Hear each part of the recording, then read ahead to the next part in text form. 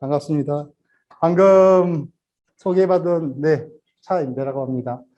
네, 오늘 이 박물관에서 지난번 강의 제안을 받고요. 전 내심 되게 기뻤습니다. 지금 오신 선생님들께 이미 아시는 분도 계시겠지만, 사실 저는 이제 이 지역에 살고 있습니다. 지금 현재 소종면 도장리에서 살고 있고요.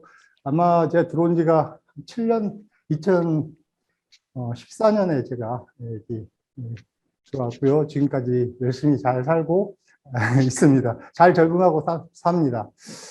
지역에 들어와서 지역 역사를 공부하고 관심 있게 사실 좀 하고 싶었고, 또 지역민들과 이런 역사 이야기를 같이 나누면 좋겠다는 그런 생각을 했었고요. 그런 기회가 있으면 좋겠다고 했는데, 이번에 이제 이렇게 농업박물관에서 기회를 주셔가지고 너무 감사드리고, 또 제가 아는 만큼 최대한 여러 선생님들과 공부하는 시간이 되었으면 합니다. 제가 공부하는 분야는 사실 이제 조선시대 경찰기구, 그다음에 법률, 그다음에 정치에 관련 것도 조금 했고요. 여러 가지를 했습니다. 그래서 사실 직접적으로 지금 이덕형 선생님에 대해서 공부한 적은 없습니다. 그러니까 이제 제가 논문을 지금 현재 임진왜란, 그다음에 광해군대 이런 논문을 몇 편 썼지만, 이덕형 선생님을 주인공으로 잡은 적은 없고요. 대부분 그냥 이덕형 선생님이 이런 제안을 했다, 이런 그런 내용들을 좀 많이 적긴 했습니다. 그래서 이제 간접적으로 알고 있는데, 이번에 이렇게 기회가 주어가지고 저도 이덕형 선생님에 대한 공부를 많이 했습니다. 그래서 원 사료를 다시 한번 뒤져보고, 그래서 새로운 또 사실도 좀 밝혀낸 부분도 있고요. 논문 수준은 아닐지라도 어찌됐든 기존에 이제 말씀하셨던 내용보다 좀 더 심화를 좀 시키면 좋겠다는 생각에, 제가 오늘 강의 자료에서는 지금 여러분이 선생님들 가지고 계신 자료집은 없지만, 제가 이제 따로 PPT 가져온 것은 원문, 한문, 왕조실록에 이제 직접 숨결을 한번 느껴봐야 되겠죠. 느껴보시라고 제가 직접 이덕경 선생님 말씀하신 내용들을, 이런 것들을 다 적어왔으니 한번 같이 이덕형 선생님 뿐만 아니라 당시에 있었던 일들을 우리가 상세히 또 직접적으로 한번 느껴보는 시간이 됐으면 합니다. 네. 아까 시간 한 50분 정도 강의하고 10분 쉬었다가 또 진행하도록 하겠습니다. 그러면 이제 대부분 PPT 내용, 책의 내용을 제가 PPT를 약간 수정 보완해서 했으니까 책 내용과 거의 유사할 겁니다. 네, 여기 사진은 여러분 많이 보셨을 건데, 이덕형 선생님의 영정 사진이고요. 1561년에서 1613년, 대략 한 2년 정도, 우리 나이로는 53세 정도 그렇게 사시다가 짧은 생을 마감했고요. 사실 따져보니까 저랑 거의 비슷합니다. 지금 제 나이와 거의 비슷해서 이것도 참 인연이구나 하는 생각이 좀 들었습니다. 자, 다음 이덕형 선생에 대한 이야기는 여러분 사실 오성관음에 대한 이야기로 너무 익숙하실 겁니다. 그렇죠? 너무 많이 들으셨고, 어렸을 때부터 부모님, 할머니에 대한 할머니 얘기가 들려준 이야기, 또 혹은 학교 다니면서 동화책이나 그런 설화, 전설 이런 이야기들을 통해서 익히 많이 들으셨을 텐데요. 그 중에서 제가 좀 재미난, 나름 이제 여러분 아실 것 같아요. 이 일화를 하나 좀 가지고 맨 서론에 적었어요. 이야기인즉슨 그렇습니다. 그 이야기는 오성과 한음이 서당을 다녀요. 근데 서당 사부님 앞에 이제 가서 공부를 배우는데, 사부님이 어느 순간에 이제 조시는 겁니다. 강의하시다가 조셨어요. 그러니까 이제 오성과 한음이 큰 소리를 내가지고 서당을, 사부님을 놀래켜서 깨는 거예요. 그러니까 사부님이 깜짝 놀라 일어나겠죠. 소리를 지르니까. 그러니까 이제 일어나서 난처해가지고 할 말이 없죠. 제자들 보는 옆에서. 그러니까, 내가 잠시 잔 게 아니라 잠시 공자님을 뵙고 왔다라고 이야기를 했다는 겁니다. 그러니까 오성관음이 당연히, 그 이야기는 당연히 스승님이 거짓을 하는 것이다. 라고 해서 스승님한테 뭔가 약을 올려주기 위해서 이제 꾀를 냅니다. 그 꾀가 뭐냐면, 다음날 또 가서 수업을 듣는데, 그 스승님 앞에서 수업을 듣는데 스승님이 이번에는 반대로 오송관음이 짜고서 우리가 조는 거. 자기네들이 둘이 조는 겁니다. 스승님 앞에서. 꾸벅꾸벅 주우고 있으니까 당연히 스승님이 뭐라 하겠어요. 네, 이놈들! 여기가 지금 공부 자리에서 누가 이렇게 조느냐. 그러니까 깜짝 놀라서 오송관음이 깼다는 거예요. 그러니까 오송관음이 똑같이 깨면서 스승님이 했던 말 그대로 반복해서 말을 합니다. 아, 스승님, 제가 좋은 게 아니라요. 공자님을 잠깐 내려고 왔습니다. 그렇게 이야기를 한 겁니다. 그러니까 공자님이, 이게 스승님이 냉랭하죠. 듣고 냉랭해. 나 따라 똑같이 하는 거니까. 그러니까 이제 한 발 더 나아가서 스승님이, 야, 그러면 공자님이 뭐라도 시더냐? 라고 물어본 거예요. 그러니까 오송관음이 하는 말이, 아, 공자님께서 스승님을 뵌 적이 없었답니다. 라고 이야기를 해요. 스승님은 공자님 뵈러 갔는데 실제로 공자님은 안 뵀다고 이렇게 한 수 더 뜨는 거예요. 그러니까 사실은 굉장히 센스 있는 답변이지 않습니까? 그러니까 여기에서 우리가 이 오송관음이 당시에 굉장히 어렸을 때부터 굉장히 그 센스 있고 재치발랄했던 그런 모습들을 볼 수 있는 하나의 단면이기도 합니다. 그래서 되게 많은 일화가 이제 이 내용들이 일화가 있는데 한편에는 이 이야기 속에서요, 굉장히 좀, 기존에 그렇게 재미있고 센스 있는 이야기를 넘어서 본질적인 이야기를 잘 짚고 있지 않나 하는 생각을 해봤습니다. 어떤 얘기냐면, 공자, 유교라는 거 어때요? 되게 딱딱하죠. 더군다나 사제지간 관계는 어때요? 굉장히 엄격하죠. 스승의 그림자를 밟아서도 안 되고요. 그런 어떤 사제지간의 관계에 대해서 촌철살인처럼 그런 권위, 스승님의 권위로 모든 게 학문이 되는 게 아니다. 공자님은 사실 그걸 원치 않는다라는 것을 암묵적으로 오송관음의 입을 통해서 이야기하고 있는 것이 아닌가. 이게 유교라고 하는 것 자체가 형식에 얽매여 있는 게 아니라 진짜 본질, 사람의 본질, 인간의 관계를 잘하자라고 하는 의미에서 만든 거지. 그것 자체를 형식적으로 스승과의 관계, 부모와의 자식 관계를 엄격히 예로서만 갖추는 것, 이게 너무 좀 불필요하다. 너무 과도하다. 이런 어떤 의미를 좀 담고 있지 않는가. 그러니까 사제지간도 스승님이 그 권위를 가지고서 공부를 가르치면 굉장히 권위 있는 분이시지 않습니까? 그런데도 스승님도 거짓도 할 수 있고, 이런 사람이 될 수 있고, 스승님도 사람이라는 것을 보여주기 위한 일종의 촌철살인 같은 의미를 여기 이제 담고 있지 않은가. 그런 점에서 이제 오송관음이 물론 이걸 직접 실제로 했다라기보다는 사람들의 그 당시의 이야기를 유포하면서 오송관음을 되게 즐겁게 바라왔던 그 시대의 사람들의 이제 그 이미지, 그 갈망들이 이 설화 속에 들어있지 않나 하는 생각에 제가 가장 서론의 이야기를 가지고서 좀 풀었습니다. 사실 이제 이게 설화에 대한 이야기였지만 실제로 이제 우리가 오늘 볼 내용은요, 오성과 특히 이제 이 한음 이덕형 선생이 실제로 현실에서는 어떻게 살았는가에 대한 내용을 중심으로 여러분과 이제 공부를 할 예정입니다. 여러분도 익히 예고에서 들으셨듯이 한음 이덕형 선생은 사실 선조와 광해군 두 왕대, 명종대 태어나서 선조 때부터 그다음 광해군 때 관직을 두루 역임했던 이른바 이제 삼정성을 하셨으니까 상당히 이제 고위직에 올라왔던 그런 인물입니다. 근데 왜 한음에 대해서 우리가 좀 깊이 있게 주의 깊게 봐야 되냐면 이 시대가요 조선 역사에서 가장 굉장히 혼란한 전국입니다. 그러니까 이른바 임진왜란을 기점으로 해서 전쟁이 일어나죠. 임진왜란을 기점으로 해서 우리가 이제 조선시대를 전기 혹은 후기 이렇게 이제 나누거든요. 그게 그만큼 전쟁으로 인해서 이전 시대와 이후 시대가 굉장히 달라진다라는 거예요. 그만큼 사람들에게 굉장히 큰 충격을 주었던 시대가 바로 그 사건이 그 임진왜란입니다. 그만큼 임진왜란은 굉장히 중요한 사건인데 그 시대를 관통해서 살았어요. 또 하나 광해군이라고 하는 군주와 함께 이른바 광해군이 이른바 역사적으로 두 번의 왕이 엄격히 말하면 조선시대는 3명의 왕이 쫓겨나죠. 단종, 노산군. 그건 뭐 숙부가한테 선양했다 하지만 실제로는 쫓겨난 거나 마찬가지입니다. 그 다음에 공식적으로는 연산군에 쫓겨나죠. 그 다음에 광해군이 쫓겨나죠. 그러니까 이른바 폐주와 또 정치를 했던 그 정치적인 쿠데타가 일어났던 시대에 살았던 사람이기도 해요. 물론 이제 쿠데타는 하는 이덕경 선생님이 돌아가신 다음에 쿠데타가 일어나서 권력이 바뀌었지만 그럼에도 불구하고 광해군과 같이 정치를 논하고 참여했고 또 광해군이 굉장히 총애하겠던 그런 신앙입니다. 그러니까 역사의 가장 중심부에 살았던 재상이었고요. 또 실제로 그 활동이나 능력들이 굉장히 뛰어났습니다.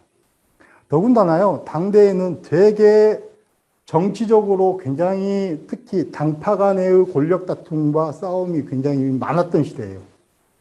그래서 어느 한편에 쏠리기 쉽잖아요, 사람이. 사람이 살다 보면 정치적으로 나는 어느 편에 좀 들어가서 어느 세력을 지지해야 되겠다. 그렇게 할 수 있잖아요. 근데 하는 이덕경 선생 같은 경우는 그런 정치의 당파에 휩싸이지 않았다는 점 굉장히 독특합니다. 이게 색깔이 없어요. 좋게 말하면 어느 편에도 속하지 않았다는 거고요. 그래서 굉장히 자기 지조를 지켰다라고 할 수 있겠지만 또 한편에는 색깔이 없다는 거예요. 그러니까 어떤 게 좋을지.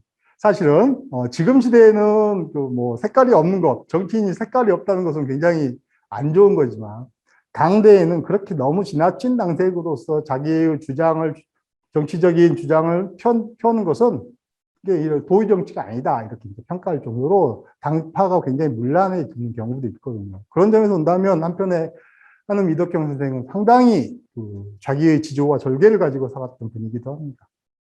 더군다나 말년에 노년에 사실은 이제 용진이라는 데 내려와서 거기서 이제 마지막 생을 마감하면서 우리가 이 지역에서 더군다나 묘소는 지금 묘와 신도비가 이게 조성돼 있어서 우리가 하는 이덕경 선생을 이 지역에서 한번 제대로 한번 공부를 좀 해볼 필요가 있지 않을까. 이분의 뜻을 다시 한번 우리가 되새김으로써 우리의 현재, 우리가 살고 있는 시대의 어떤 새로운 교훈들을 좀 얻고자 하는 굉장히 좋은 소재, 좋은 역사적 인물이지 않나 하는 생각 때문에 제가 이제 이덕경에 대한 강의를 하게 됐습니다.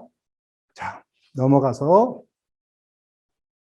이덕경 선생 일단 이제 가계부터 좀 살펴보면요. 이덕경 선생은 호는 뭐 한음이고요. 그 자라고 하는 게 있죠. 이름. 원래 이제 가지고 있는 자는 명보라고 하는 이름이, 죄송합니다. 명보라고 하는, 네. 아이고. 죄송합니다. 제가 이게 명보라고 하는 자를 가지고 있고요. 호는 한음이고, 시호는 이제 나중에 죽은 다음에 왕한테 이제 문익이라고 하는 시호를 받습니다. 이제 이렇게 해서, 이 선조 때 그 선조들은요, 이 뒤에를 좀 볼게요. 이덕경의 집안은 지금 그림으로 보면 이렇습니다. 이덕경의 아버지는 이민성이라고 하는 중추부사를 했던 분이에요. 관력이 있죠. 그리고 어머니는 문화유씨에서 이덕경이 태어났고요. 또 이민성의 5대손은 이국균이라고 하는 사람인데요. 이 사람은 여러분 연산군 때 갑자사화라고 들어보셨죠? 무오사화, 그 다음에 갑자사화가 있는데, 갑자사화 때 이른바 연산군이 어머니 태모 윤씨 사건을 빌미로 해서 엄청난 많은 사람을 죽이죠. 그때 유명한 이른바 한명회 같은 사람이 부관참시 당하고 하는 사건이 그 사건입니다. 그때 바로 이국균이가 연루돼가지고 처형을 당해요. 젊은, 이 집도 사실은 굉장히 그런 연산군의 폐주에 대해서 정면으로 반발했던 그런 살인 집안의 가족이었다라는 걸 알 수 있고요. 그 윗대로 올라가면, 죄송합니다. 자꾸. 시조는 이집이라고 하는 신분입니다. 시조는. 이분은 고려 말의 유학자이시고요. 바로 이세기나 정몽주 같은 사람하고도 교류를 했으니까, 유교에는 굉장히 철저한 집안의 내력들을 가지고 있는 집안이었다라고 할 수 있고, 이덕형의 그 부인은 한산이신데요. 그 이덕형의 부인의 아버지, 즉 장인어른이 되겠죠? 장인어른은 누구냐면 이삼해라고 하는 사람입니다. 우리가 이제 당파할 때 동인과 서인이 있는데 동인에서 남인과 북인으로 이렇게 나뉘어지거든요. 남인의 대표적인 사람은 유성룡이라고 들어보셨죠? 하회마을 가면 유성룡 집도 있잖아요. 거기 유성룡이 있고 그 다음에 북인의 대표적인 사람은 이삼해입니다. 같은 동인 계열에서 나왔어요. 그런데 이 이사내는 바로 이사내가 북인의 대표적인 사람이에요. 그러니까 장인이 당파적으로는 북인의 가장 핵심적인 멤버입니다. 근데도 이 사람은 북인이 아니에요. 나 같으면 당연히 북인의 가장 대표적인 우리 장인어른이라면 거기 밑에 가서 어떻게 좀 권력의 그 떡고목을 좀 받아 먹겠다라고 하지 않겠습니까? 근데 그렇지 않았어요. 굉장히 다릅니다. 근데 또 이산에는 이집원이라는 사람의 그 아들인데요. 이집원은 토종 이지암이라고 들어보셨어요? 여러분 토종비결은 들어보셨죠? 토종비결을 만든 이지암이 그 형제입니다. 그러니까 이산해와 숙부지간이에요. 숙부지간. 그리고 이른바 이산해의 그 고려 때 그 시조는 이색입니다. 모군 이색. 이색 선생님 많이 들어보셨죠? 정몽주, 일제 같이 활동했던 유학자들이고 아까 이 집과 같이 다 연계되는 집안입니다. 그러니까 이 집이 두 사람이 즉 이때 만났을 이 집안은 굉장히 유교적인 전통, 유교적인 가계의 계보들을 확실히 가지고 있었던 집안의 사람들이었고 이런 집안끼리 결혼을 했기 때문에 이덕경 같은 경우도 유교적인 어떤 입지가 굉장히 뛰어났던 그런 사람이었다라고 합니다. 이덕경은 서울에서 태어났어요. 원래 이제 지금 서울의 그 성명방에서 외갓집에서 먼저 태어났는데요. 외갓집에서 이산의 집 근처에서 거기서 태어났는데 나중에 상주가 고향인데 상주로 잠깐 갔다가 다시 서울로 이사를 와서 어린 시절은 서울에 삽니다. 지금 그 도조정이라는데 지금의 그 해화동 있죠. 해화동에서 거의 유년 시간 거기서 이제 오성 이양복을 같이 어린 시절 같이 만나서 그렇게 이제 일화들을 만들어낸 그 삶을 살았던 겁니다.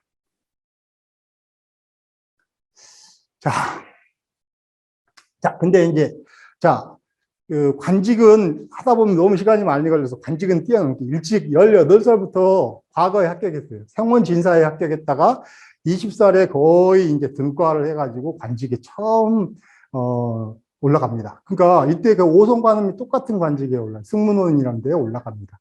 같이 임명이 돼가지고 거기서 활동을 시작하는데 승진은요 굉장히 빨라요. 이덕근 그만큼 관력이 뛰어나고요. 굉장히 능력이 출중합니다. 그래서 관에서도 인정을 받고 외교적 특히 중국과 교역관계, 중국에 사신으로 가서 중국 사람들을 잘 사귀었어요. 너무 잘 사귀어요. 그래서 중국 사람들이 나중에 그 조선에 사절 오면은 한음만 찾습니다. 아, 이 사람하고는 이야기가 돼. 그래서 시도 막 서로 주고받고 굉장히 친한 관계를 유지합니다. 그런데 문제는요. 선조 25년에 전쟁이 일어나죠. 아까도 말씀드렸던 임진왜란이라는 전쟁이 굉장히 큰 사건이 일어납니다. 사실은 조선에서는 그 이전부터 그런 조짐이 있다 그래서요.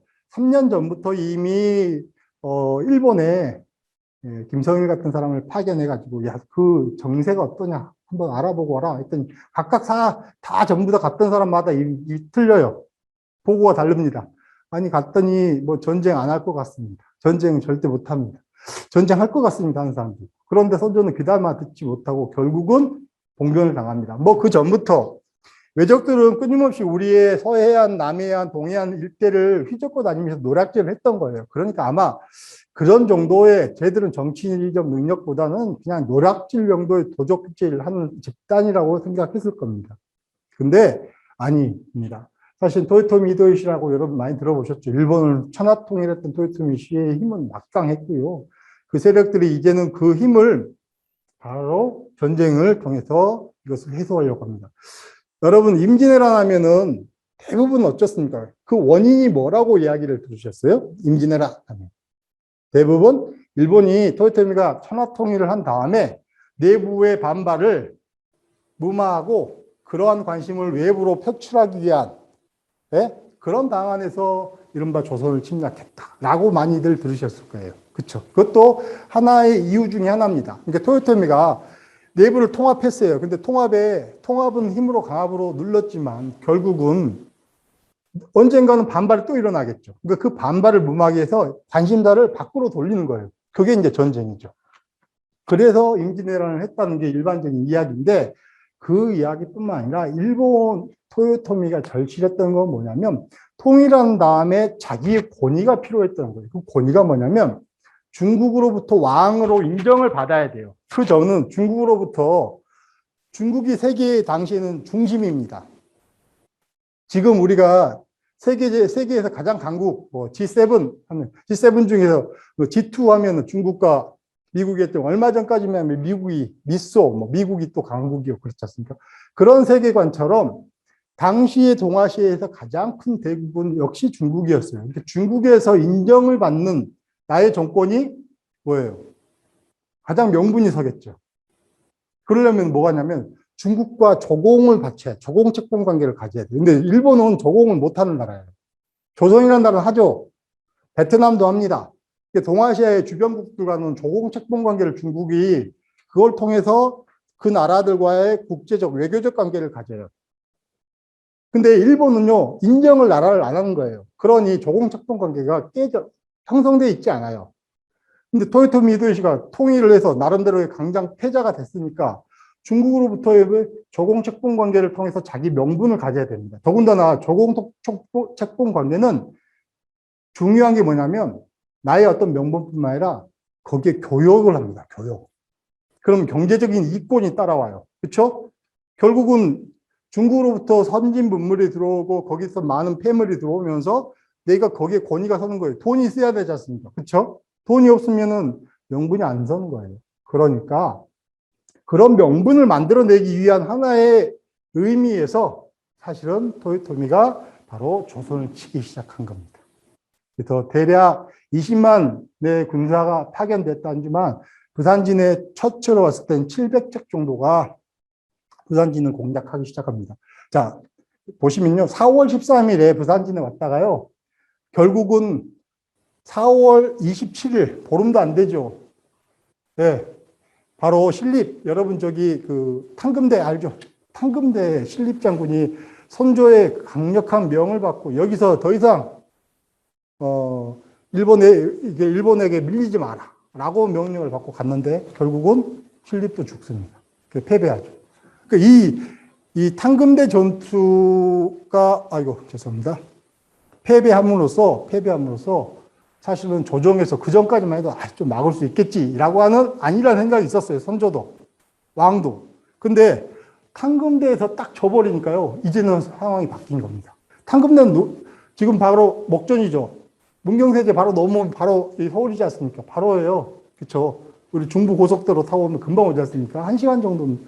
그러니까 한 며칠이면 오는 거예요. 이틀 정도면 빠르면 오는 겁니다. 그러니까 서울을 지켜야 되느냐 아니면은 이 정도의 파죽지세면은 서울을 지킬 수 없겠다는 판단을 한 겁니다. 그래서 이미 그 전부터 선조는 바천 왕이 옮기는 거죠. 네? 왕의 정문을 보는 곳을 옮겨야 되겠다는 소문이 이제 돌고 있었고 서울 사람들은 그러니까 다 동요하고 있는 상황입니다. 그 상황에서 문제가 생겼어요. 피난을 가야 되죠. 피난을 가는데 왕 혼자만 피난 가면 어떠냐면 신하들만 한 부대만 가면 어떻게 돼요? 예를 들어서 적들이 그 부대만 그 대열만 쫓게 되는 거죠. 쫓아서 잡히면 어떻게 됩니까? 왕이 잡히면 전쟁이 끝나는 겁니다. 이른바 뭐가 되는 거예요? 조선이 망하게 되는 거예요. 그러니까 본능적으로 뭐냐면 조정을 두 개로 나눈 겁니다. 즉 어떻게 나냐면 세자라는 게 있지 않습니까? 그러니까 왕과 세자가 따로따로 같은 한 길로 가지 않고 바로 각자 다른 길로 가는 거예요. 왜냐하면 한 사람은 잡혀도 다음 사람이 왕을 계승하면 돼요. 두 사람이 잡힐 수도 있겠지만 그래도 한 사람이 가는 것보다는 확률이 50%로 줄죠. 그러니까 분조라고 해서요. 그렇게 피난을 갈 때는 두 개로 조정을 찢어야 됩니다. 그러려면 요건이 뭐가 있어요? 세자가 있어야 되겠죠. 왕과 세자 두 명이 각각 다른 길로 가야 되지 않습니까? 그러면 세자가 있어야 됩니다. 근데 세자를 책봉하지 안 해놨어요. 선조가 이때까지 자기가 왕이 된 지 25년이 지났는데 세자 책봉을 안 해놨어요. 세자 책봉에 대해서 선조는 이상하리만큼 민감한 반응을 보입니다. 그래서 심지어 세자 책봉을 건저이라고 하거든요. 세자 책봉을 건의하면요. 그 사람을 역적으로 몰아서 죽이는 경우도 송광정철이 그런 사람입니다. 왕한테 친분이 있는데 왕한테 아니 그래도 세자를 빨리 책봉해서 교육을 시켜서 나중에 다음 왕을 계승하게끔 해줘야 되지 않습니까? 좋은 말이지 않습니까? 이걸 제안했다가 역적으로 몰려서요. 거의 유배가 됐어요. 그만큼 선조는 이상하니 세자의 책봉에 대한 문제에 예민한 반응을 보입니다. 그러니 당연히 이때까지 전쟁이 터져서 피난을 가야 할 상황까지 세자가 안 정해졌어요. 그러니 당연히 피난은 바로 가야 되죠. 그러니까 급조해서 세자를 책봉합니다. 그것이 왕조실록에 아주 자세히 잘 나와 있어요. 제가 저기 약간 카톡 형식으로 대화 형식으로 제가 한번 만들어 봤습니다. 신잡이라는 사람이 최초로 이제 이걸 세자 책봉에 대한 이야기를 해서는 안 되는데 신잡이라는 사람이 최초로 이런 이야기를 해요. 왕한테. 인심이 두려워하고 여기서 보면 신잡이라는 사람이 인심이 두려워하고 하니까 건조라는 건 뭐냐면 세자 책봉을 하지 않고서는 사람들이 승복하지 않기 혼란스러운 것이 잦아들지 않을 것이다 이렇게 이야기하면서 빨리 세자 책봉을 하십시오 이렇게 제안합니다. 딴 때 같으면 형시 같으면 어때요? 선조에게 굉장히 꾸중을 듣거나 아니면서 이제 역모로 몰리겠죠. 근데 그게 아니라 이때는 전시 목전에 이제 저기 일본 왜군이 와 있는 상황에서 선조가 아니 이상하니 만큼 그래 선조 상이 그 말이 옳다 그래요. 선뜻 그래 그 말이 옳다 이렇게 이야기하니까 사관이 이제 여러 사관들 듣고서 드디어 이제 왕이 세자를 뽑으려는가 보다라고 해서 이제 막 이제 준비를 합니다. 자, 그러니까 선조가 이러는 대신들이 빈청에 대기하고 있느냐 이제 회의를 바로 해서 빨리 뽑아야 되니까 그 신하들과 논의를 해야 되니까 빈청에 있는가 그렇게 물어봅니다. 그러니까 그 조존세라고 하는 이제 그 승정원에 있는 사람이 이런 시국에 감히 누가 집에 가 있겠습니까? 모두 다 빈청에서 기다리고 있습니다. 회의 기다리고 있습니다. 빨리 소집만 하십시오. 그런 거예요. 그러니까 선조가 그러면 대신들을 대전으로 다 들라 해라. 그러니까 대신들 들고 선조가 그때요. 편복을 입었어요. 그냥 일반복. 그러니까 대신들을 만나는데 편복을 입고 대신들을 만날 수 없다. 왕이 권위가 있고 일반 옷을 입고 회의할 수 없다는 거예요. 내가 들어가서 정복을 입고 올 테니까 잠깐 기다려라 하니까 바로 신잡이 지금 시국이 지금 급박하게 돌아가는 이 전국이 예전에 얽매일 수 없는 시국입니다. 지금 옷 갈아입을 시간이 없습니다. 쉽게 말하면 그런 이야기. 그만큼 급박하다는 거예요. 그러니까 그래? 그래서 선조가 그러면 그냥 진행하도록 하자 해서 경들은 이제 다 신하들이 들어와서 다 쫙 대열에 대전에 앉았어요. 좌측 우측으로 앉아서 이제 딱 앉으니까 왕이 선조가 신하들을 보고 이랬습니다. 경들은 세자로 누구를 세울 만한가라고 이야기해요. 그때 세자의 가장 후보라고 할 수 있는 사람은 딱 두 사람밖에 없습니다. 임해군과 광해군. 공빈김씨에서 낳은 두 자녀가 있는데 가장 성숙해 있고 크고 장성하고 그러니까 이 두 왕자 중에 한 명을 선출하면 돼요. 근데 신하들 입장에서는 왕이 누구를 뽑으면 좋겠냐 물어봤을 때 저는 광해군입니다. 저는 임해군입니다. 그럴 수 있겠어요? 없겠어요? 당연히 없죠. 왜냐하면 왕이 저는 임해군요 그렇게 했는데 다음에 왕이 광해군을 뽑았다. 그럼 그 기록에 의해서 나중에 자기의 정치적 생명이 어떻겠습니까? 위태로워지겠죠. 그러니까 신하들은 뭐라고 답변할 수 없어요. 그런 신하들이 뭐라 하냐면 이것은 신들이 감히 아는 바가 없다. 신들이 알 바가 아니고 신들이 우리가 정할 바가 아니라 바로 임금께서 결정해야 됩니다라고 이야기하는 거예요. 그러니까 당연히 신하들은 왕한테 토스를 넘기죠. 이게 무려 서너 차례 왔다 갔다 합니다. 왕은 신하들한테 경들이 누군지를 한번 지목해봐라 라고 하니까 왕은 아니 저희들이 그걸 정할 수 없는 사안입니다. 그런지가 그렇게 엎드려 있어요. 신하들이 이렇게 딱 대전에 엎드려 있죠. 엎드려서 그렇게 상당히 시간이 됐어요. 자, 그러니까 그 중간의 상황을 이렇게 되풀이하기를 서너 차례 하자 밤 깊도록 결정하지 못했다. 그러니까 사실은 점심 때 낮부터 시작했을 텐데 밤 늦게까지 계속 엎드려 있는 거예요. 그러니까 화장실로 가야죠. 다리도 아프죠. 무릎 꿇고 있으니까. 그러니까 어떻겠습니까? 이때 아까 이덕경 선생의 그 장인어른 이사내가 이 사내가 허리를 굽히고 자리를 피하러 갑니다. 아이고, 막 이제 화장실이 안 급했나 봐요. 제 생각에는.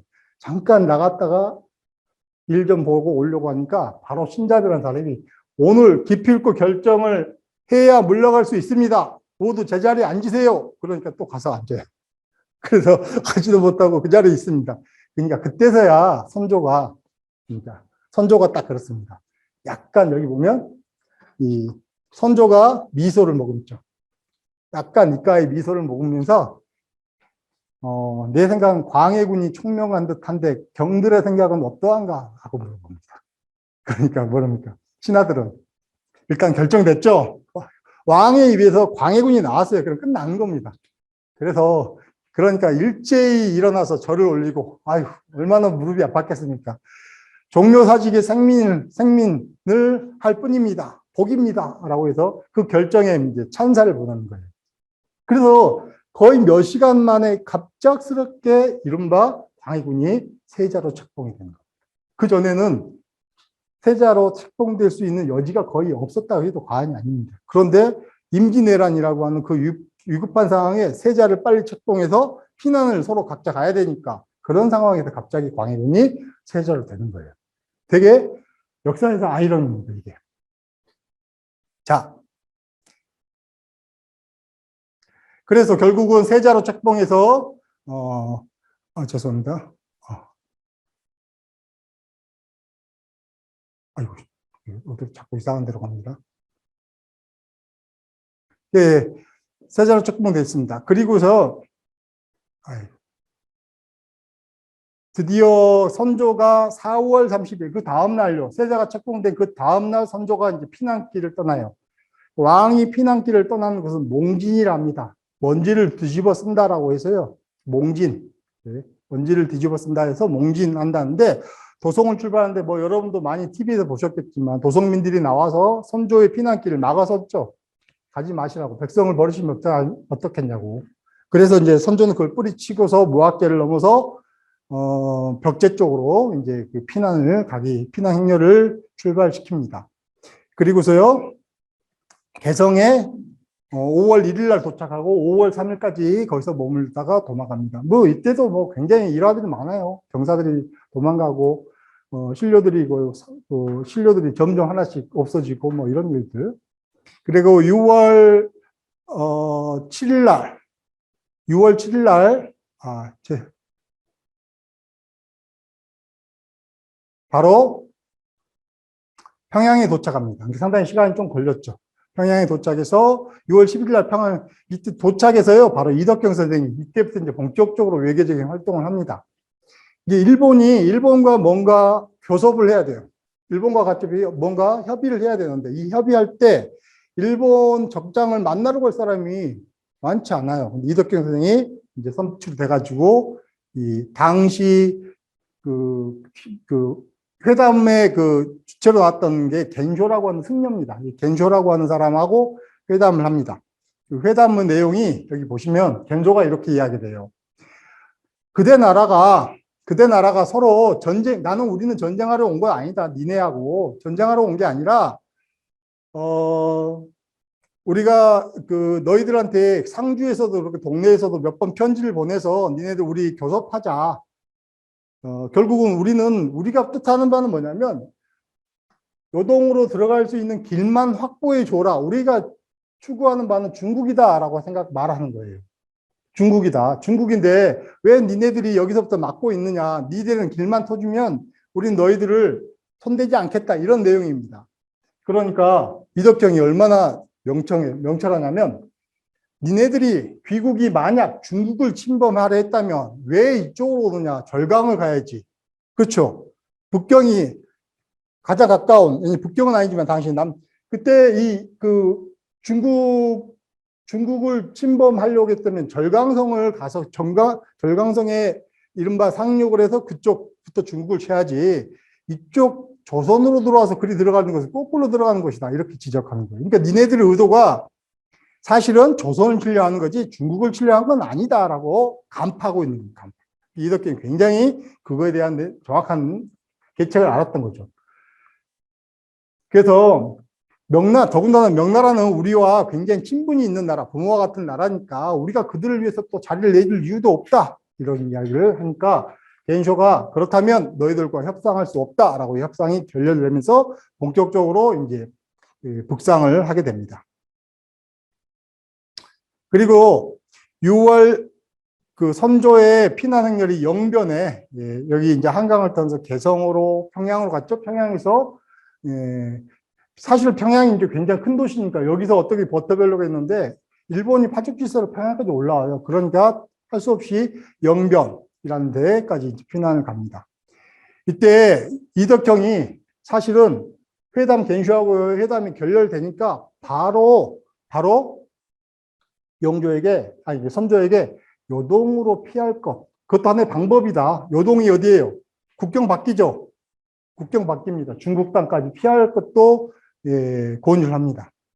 그리고 6월 17일 날은 이덕경이 이제 청원사로 요동 도착합니다. 그러니까 그러면 이덕경이 네가 이번에는 일본하고 회담했다가 이번에는 중국에 들어가서 요동에 있는 요동도사를 만나서 우리가 만약에 피난을 할 때 니들이 길을 확보해 줄 수 있느냐 타진해봐라 라고 명령을 내려요. 그러니까 사실은 바쁩니다. 이덕경이. 금방 겐쇼 만나서 회담했는데 결렬하니까 그 길로 바로 요동으로 가서 4일 반을 걸어가서요. 4일 반을 쫓아가서 요동으로 가서 요동도사를 만납니다. 근데 요동도사가 때마침은 없어요. 그래서 바로 이덕형이 이런 말을 해요. 우리나라의 군신의 생명이 모두 명나라의 병사에 달렸으니 즉시 불쌍히 여겨 군대를 좀 파견해 주십시오. 우리를 좀 살려주십시오. 라고 이야기한 거예요. 좀 비굴하지 마. 어찌됐든 살아야 되니까. 중국의 원조를 요청해야 되니까. 그러니까 요동도사가 참으로 국왕의 사세가 위급함을 알겠다. 지금 너희들 그 사태가 되게 위급함을 알겠다. 그래서 즉시 이미 본 중국 그 장안에 연락을 했고 그 회부가 그 소식이 이걸 선조의 이런 망명을 받아줄 거냐 말 거냐를 받을 것을 기다리는 동안 그게 이제 오는데 시간이 걸릴 거잖아요. 오는 동안 만약에 선조가 지금 현재 있는 데까지 일본이 침탈에 들어오면 그냥 주저하지 말고 넘어와라. 이런 말까지예요. 그냥 와라. 우리가 너희들 보살펴 주겠다. 그러니까 그만큼 이제 이덕형이 이것을 이런 답안까지 받고 이제 선조한테 가죠. 그러니까 선조는 어때요? 일단은 도망갈 수 있는 길을 다 확보하고 있습니다. 그만큼 이덕형이 외교력을 발휘해서 이런 길들을 만들어내고 있는 거죠. 그러니까 그 다음에 이제 7월 3일 날은 청원사 이덕형이 이제 가서 요동 갔다가 되돌아옵니다. 그리고 이제 국내에서 그 갔다 왔던 내용을 보고를 합니다.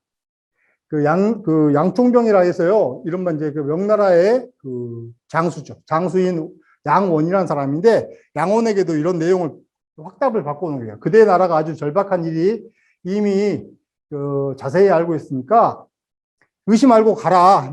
내가 그걸 도와주겠다. 니네들이 굉장히 위급할 때 가서 내가 도와주겠다. 이런 이야기를 갖고 오고요. 조총병이라는 사람은 조승훈이라는 사람인데 나중에 이제 평양에 전투하러 옵니다만 이 사람이 국왕에게 말하여 안심하게 하라. 국왕에 가서 야 걱정하지 말라고 해라. 우리가 도와줄 테니. 그래서 만약에 우리가 지금 국경에 근처에 있으니까 당일 가까이 가서 왜군들이 몰려오면 그들을 우리가 치겠다. 뭐 이런 이야기까지 확답을 받고 와요. 근데 이덕경은 이때 이제 이런 말을 합니다. 이덕경은 야, 우리가 무조건 다 국왕이 남은 나라로 들어갈 수 없지 않습니까? 남의 나라로 들어가는 조건은 딱 하나의 조건을 합니다. 우리 조선의 모든 땅이 일본에게 점령당했을 때는 가도 되는데 아직 점령당하지 않고서 미리 넘어갈 필요는 없다. 왕한테 그렇게 이야기하는 거예요. 무슨 말 알겠죠? 그러니까 야, 미리 도망갈 필요는 없고 우리가 마지막까지 버티다가 최대한 우리가 저항하다가 넘어가야지. 어쩔 수 없을 때 넘어가야죠. 생존에. 지금부터 미리 넘어갈 필요는 없다. 하지만 생각은 하고 있자라고 하는 생각이에요. 그러니까 굉장히 현실론이죠. 이덕경 선생은 그런 어떤 명분과 현실을 아주 잘 조합하면서 그것들을 정책에 반영하게끔 왕을 설득하는 겁니다. 그런 점에서 굉장히 뛰어난 명제상의 그런 자질을 충분히 가지고 있었던 사람이죠. 야, 근데 이때 7월, 여러분, 7월 8일 날 이순신이 우리가 이제 최초의 수군에서 당포 전투에서 왜군들을 좀 물리치고요. 한산대첩에서 크게 승리한 전투가 이미 이제 7월 8일에 있었어요. 그러니까 왜군들이 일단 특히 이 식량의 요충지인 이 전라도 일대에 들어오는 길을 일단 한번 차단했다는 거예요. 통영에서. 그런 점에서 굉장히 이순신의 이 공이 획획한 공입니다. 그런 시점에요. 사실은 이미 평양은 일본 사람들한테, 일본 왜군들에게 다 접수되어서 평양이 거의 잘 본고지가 돼버린 겁니다. 그 중에서 한산대첩을 통해서 이 지역의 왜군들을 진로를 막았으니까 상당히 큰 공을 세운 건 당연한 거고요. 당시에 선조는 의주에 있습니다. 의주. 마지막 아니면 국경만 넘으면 되니까 바로. 근데 의주에 있는데 이때 이제 바로 어디로 갈 것이냐, 그냥 요동으로 갈 거냐, 아니면 정주라고 하는데 영변 바로 옆입니다. 정주라고 하는 지역으로 갈 거냐, 아니면 강계로 갈 거냐, 이렇게 이제 서로 막 논쟁이 벌어져요. 그냥 우리가 사실 아무리 선조라도 나를 살려주는 나라라고 딴 나라로 갈 수는 망명해 가는 건 좀 너무 부담이 있지 않습니까? 그러니까 당연히 국내에 어디에서 이렇게 돌아다닐 것을 서로 이제 합니다. 이때는 이제 그래서 마땅히 지금은 요동으로 가는 방법이 하나, 그 다음에 바다로 항해해서 나가는 방법이 하나, 절강에서, 이쪽에서, 요동에서 이렇게 바다로, 요동반도 인근을, 그네를 따라서 이렇게 가는 방법 하나, 또 하나는 해상은 뭐냐면, 바로 지금 그 압록강 있죠. 압록강을 따라서 변방이 다 군대 시설이거든요. 군대 시설 어느 지역에 가서 숨어 있는 것. 이런 세 가지 방법을 논의를 하는데 결국은 이 과정에서 이제 명나라 군대가 파병이 됩니다. 자, 넘어가면요. 이건 넘어가도록 하겠습니다. 그래서 12월 달에 드디어 12월 9일 날 조선에서는 눈이 빠지게 기다린 게 명나라 군대입니다. 명나라 사실 군대가 이순신이 이렇게 한산대첩을 통해서 활약을 하고 있었지만 그럼에도 불구하고 주 병력, 즉 평양에 잔존하고 이 일대를 모두 집에 휘젓고 다니는 왜군들을 막아낼 수 있는 군대는요, 일단은 이 당시에는 명나라 군대밖에 없습니다. 명나라 군대가 뭔데, 1차적으로 명나라 장수 조승훈이가 먼저 평양을 먼저 치는데요, 3,000명 데려와서 치는데 평양성이 탈환되지 않습니다. 실패, 1차. 그래서 이여송이 제독이죠. 네. 이여송이 바로 이제 명군대, 이때는 남병사락에서요, 이여송이 데려온 부대 중에서 독특한 부대가 하나 있습니다. 우리 하이난이나 이쪽 중국 남방 있죠. 남방에서 왜군들이 굉장히 많이 출몰했고 왜적들이 출몰합니다. 그래서 주로 남방에는 홍위포라 해서 포를 가지고서 막 왜적들이 저기 바다에서 보면 일단 포를 쏘서 걔들 사전에 침몰시켜요. 그래서 그것을 전문적으로 했던 군대들을 중국 남방에서 차출해서 옵니다. 홍위포하고. 그러니까 왜적을 잡는 경험이 있는 사람들을 데려와야 된다. 대령 군대를 데려와야 된다 해서 남병사를 데려와서 거기에 평양성에 주변에 배치를 시켜서 평양성을 일제에 공격해요. 그래서 평양성을 결국 탈환합니다. 그래서 일본은 패퇴를 하게 되고요. 근데 이때 평양성이 이제 여하튼 함락되는 것 자체가 이른바 이제 다시 전세가 이제 완전히 뒤집어지는 하나의 큰 어떤 계기였죠. 그래서 1월 9일 날 평양성이 함락이 되는 거죠. 탈환이 됐고, 그 다음에 이때부터 이덕형은요, 이효성의 제독 접반사락에서 이효성의 옆에 같이 따라다닙니다. 이효성이 바로 옆에서 이효성과 조선의 모든 통신의 중심 역할을 해요. 그러니까 이효성이 하는 행동을 보고하기도 하고요. 조정에서 요구하는 것을 들어서 이효성한테 부탁하기도 하고, 그래서 중간에서 이효성이가 왜군들과 전투할 때 승리할 수 있는 요건들을 여기저기서 도와요. 그러니까 사실은 실제로 전쟁은 이효송 명나라 군대가 했지만 이걸 여러 가지 실질적인 현실적인 상황과 여러 가지 물자 조달 이런 것들에 대한 모든 일들을 이덕형이 사실 했다 해도 과언이 아닙니다. 그만큼 사실은 전쟁에 있어서 이 당시에 상당히 많은 역할을 했던 게 이효송이에요. 그래서 조정하고 이 이효송 부대 간에 있는 여러 가지 소통을 바로 이덕형 선생이 다 담당을 했다라는 점에서 굉장히 그러니까 역할이 많았다는. 그러니까 뭐 우리가 여기까지만 보더라도 일본과 서로 화친 교섭을 했죠. 물론 비록 실패했지만 바로 이덕경 선생은 화친 교섭도 했고 그 다음에 또 요동에 망명 혹시 갈지 모르니까 요동도사하고도 요동으로 갈지 모르니 그 길을 좀 내주십시오라고 협상도 했고 나중에 명나라 군대 이효성 부대가 오니까 이 부대에 거의 적반사라고 하는 직책을 통해서 이 세력들과의 교감을 통해서 조정의 의견을 전달하고 또 이들을 승리로 이끌 수 있게 만들어주는 점. 이런 점을 본다면 사실은 임진왜란 때 이덕형의 역할이라고 하는 것, 외교적 역할이라는 건 굉장히 뛰어난 역할이었다는 것을 알 수 있습니다. 결국 이러한 노력에 의해서 4월 30일 날 서울이 수복됩니다. 그리고 이 당시에 이덕형이 적반사를 하면서도 서울이 거의 피폐화됐죠.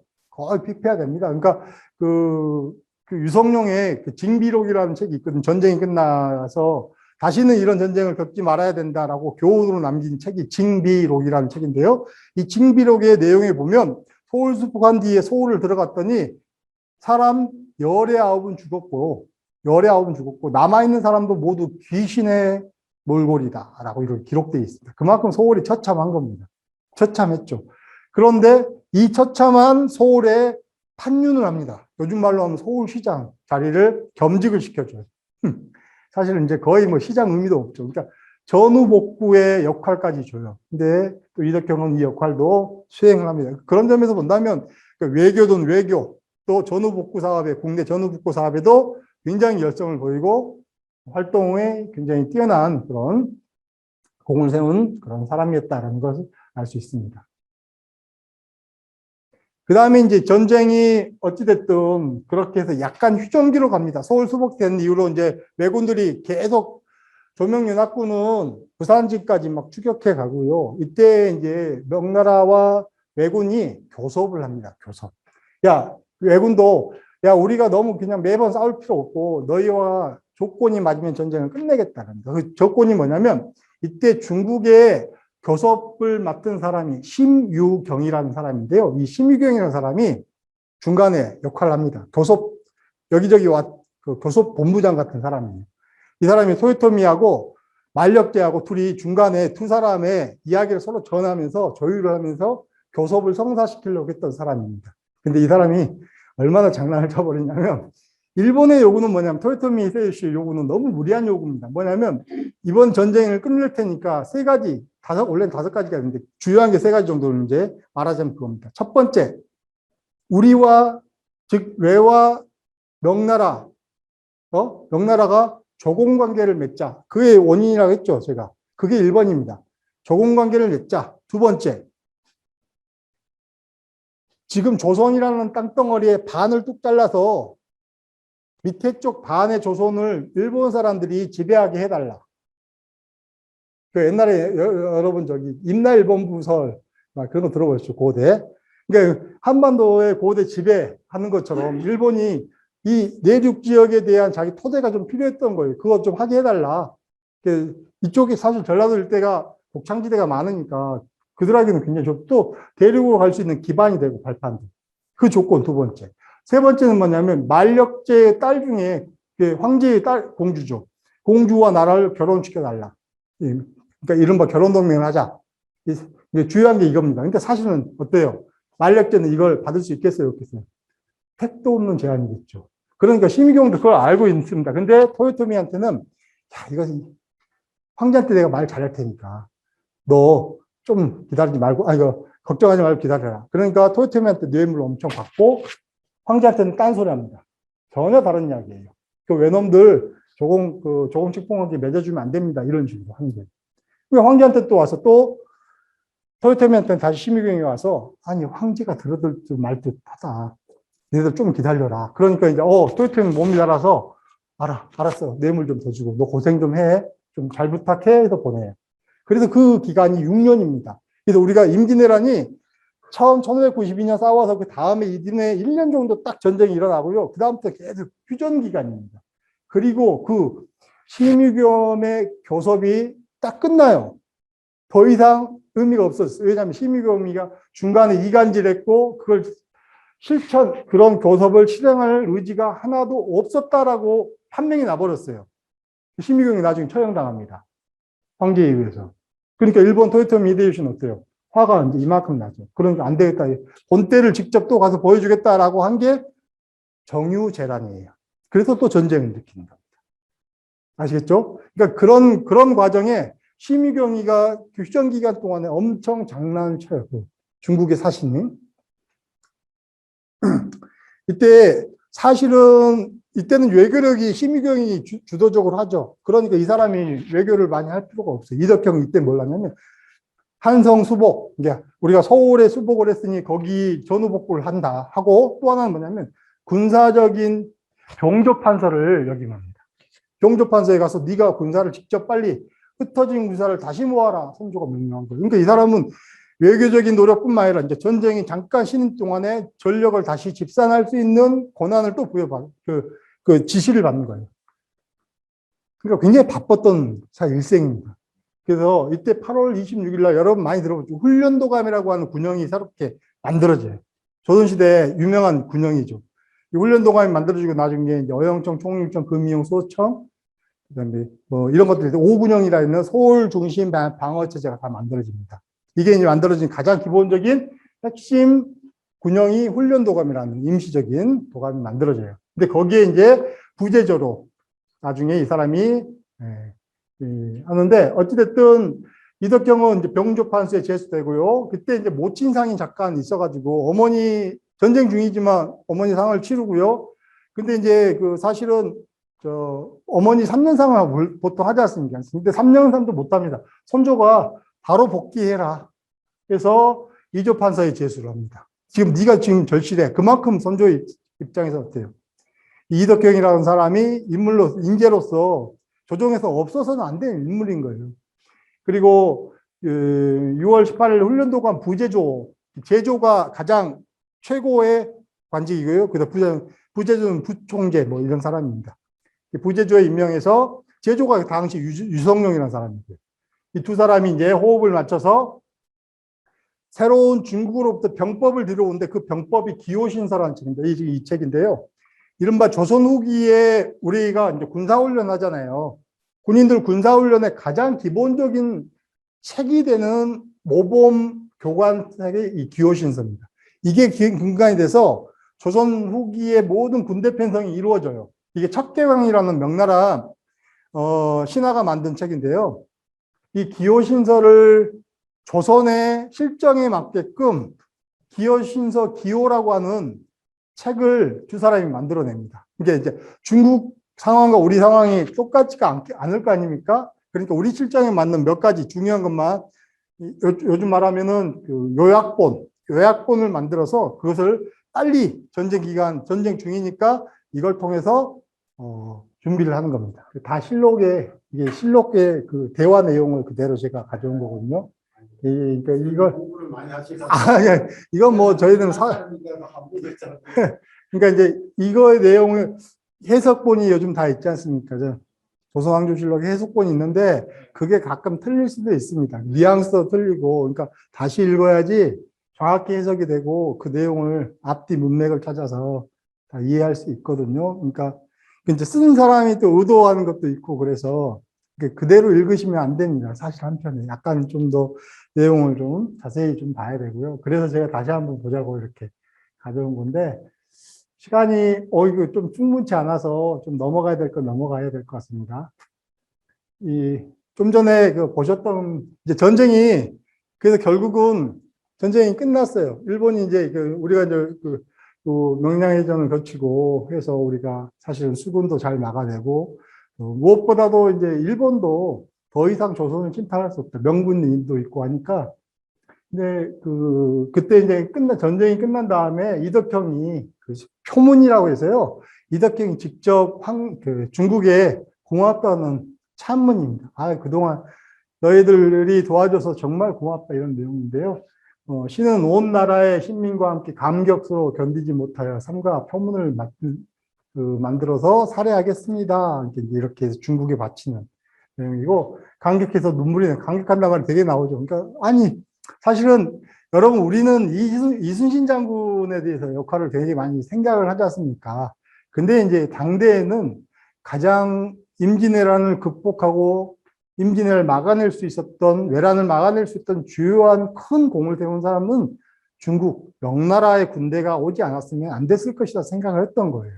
사실은 우리는 실제로 이순신이나 또 의병운동이나 이런 것들이 훨씬 더 많이 역할을 했다라고 생각을 하잖아요. 근데 이제 조정에서는 사실은 중국군의 역할이, 사실 실질적으로도 중국군의 역할이 굉장히 컸던 건 사실입니다. 우리도 뭐 한국전쟁 때 그랬지 않습니까? 중공군이, 연합군이 인천 상륙작전 아니었으면 사실은 굉장히 어려웠고, 또 북한도 나중에 연합군도 또 중공군이 참전해가지고 굉장히 또 지금 현재 남북사의 분단이 오는 것처럼 그 외국군의 그 힘이라고 하는 것이 굉장히 크죠. 거기에 대해서 이렇게 감사하다는 표문을 만들어서 뼈절별, 뼈를 갈아서 분골 세신한단 말 들었죠. 한자로 분골입니다. 분골. 뼈를 갈아서 정성을 다하겠습니다. 한자로 분골이죠. 이만큼 앞으로 너희들의 은혜에 잊지 않겠다라고 하는 이덕형의 표문이고요. 재밌는 건요. 이것은 안동 지역에 풍산김씨 집안에 가지고 있는 전해놓은 그림이에요. 그림. 이게 뭐냐면 여기 보면 뭐라고 적었냐면 제목이 천조는 중국을 말합니다. 중국 장사, 중국의 장수들이 이제 고국으로 돌아요. 파병 왔다가 돌아갈 때 전별하는 거예요. 잘 가라, 고마웠어. 그래서 이제 대열 지어서 가는 걸 사람들이 구경도 하고 손도 흔들어주고 그동안에 감사했습니다. 이렇게 인사하는 그런 그림을, 죄송합니다. 그려놨어요. 근데 그림의 수준은 굉장히 조잡합니다.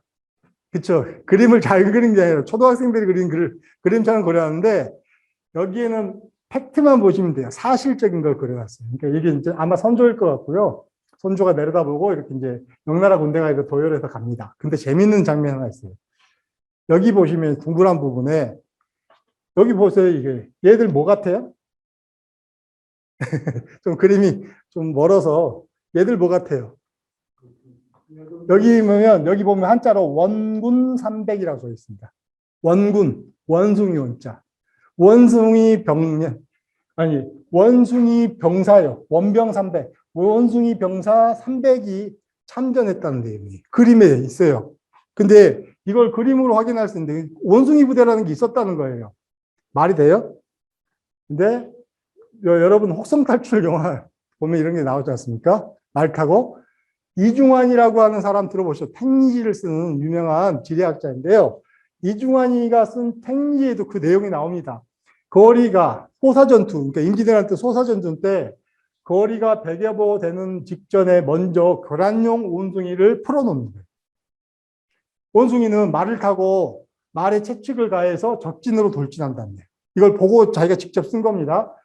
그 다음에 적진으로 바짝 다가서자 원숭이는 말에서 내려 적진으로 뛰어들어서 외적들은 원숭이를 사로잡기 위해서 막 여기저기 막 허둥지둥 한다는 거예요. 원숭이는 몸을 숨기고 도망 다니기를 잘해서 진영이 꿰뚫어 흩어진다는 겁니다. 결국은 옛날엔 진영 싸움이잖아요. 근데 진싸움 대열이 딱 강고하게 유지돼야 되는데 원숭이를 풀어서 대열에 막 거기에다 던져놓으니까 원숭이들은 막 헤집고 다니는 거예요. 그러니까 흩어진 사이에 군대가 들어가서 그 틈 혼란한 틈에 적진을 이제 사살, 육박전으로 죽이는 겁니다. 이런 일을 했다는 내용이 기록에도 나옵니다. 그러니까 임진왜란 때 명나라 사람들이 명나라 군대가 별의별 군대를 다 데려온 거예요. 원숭이 부대.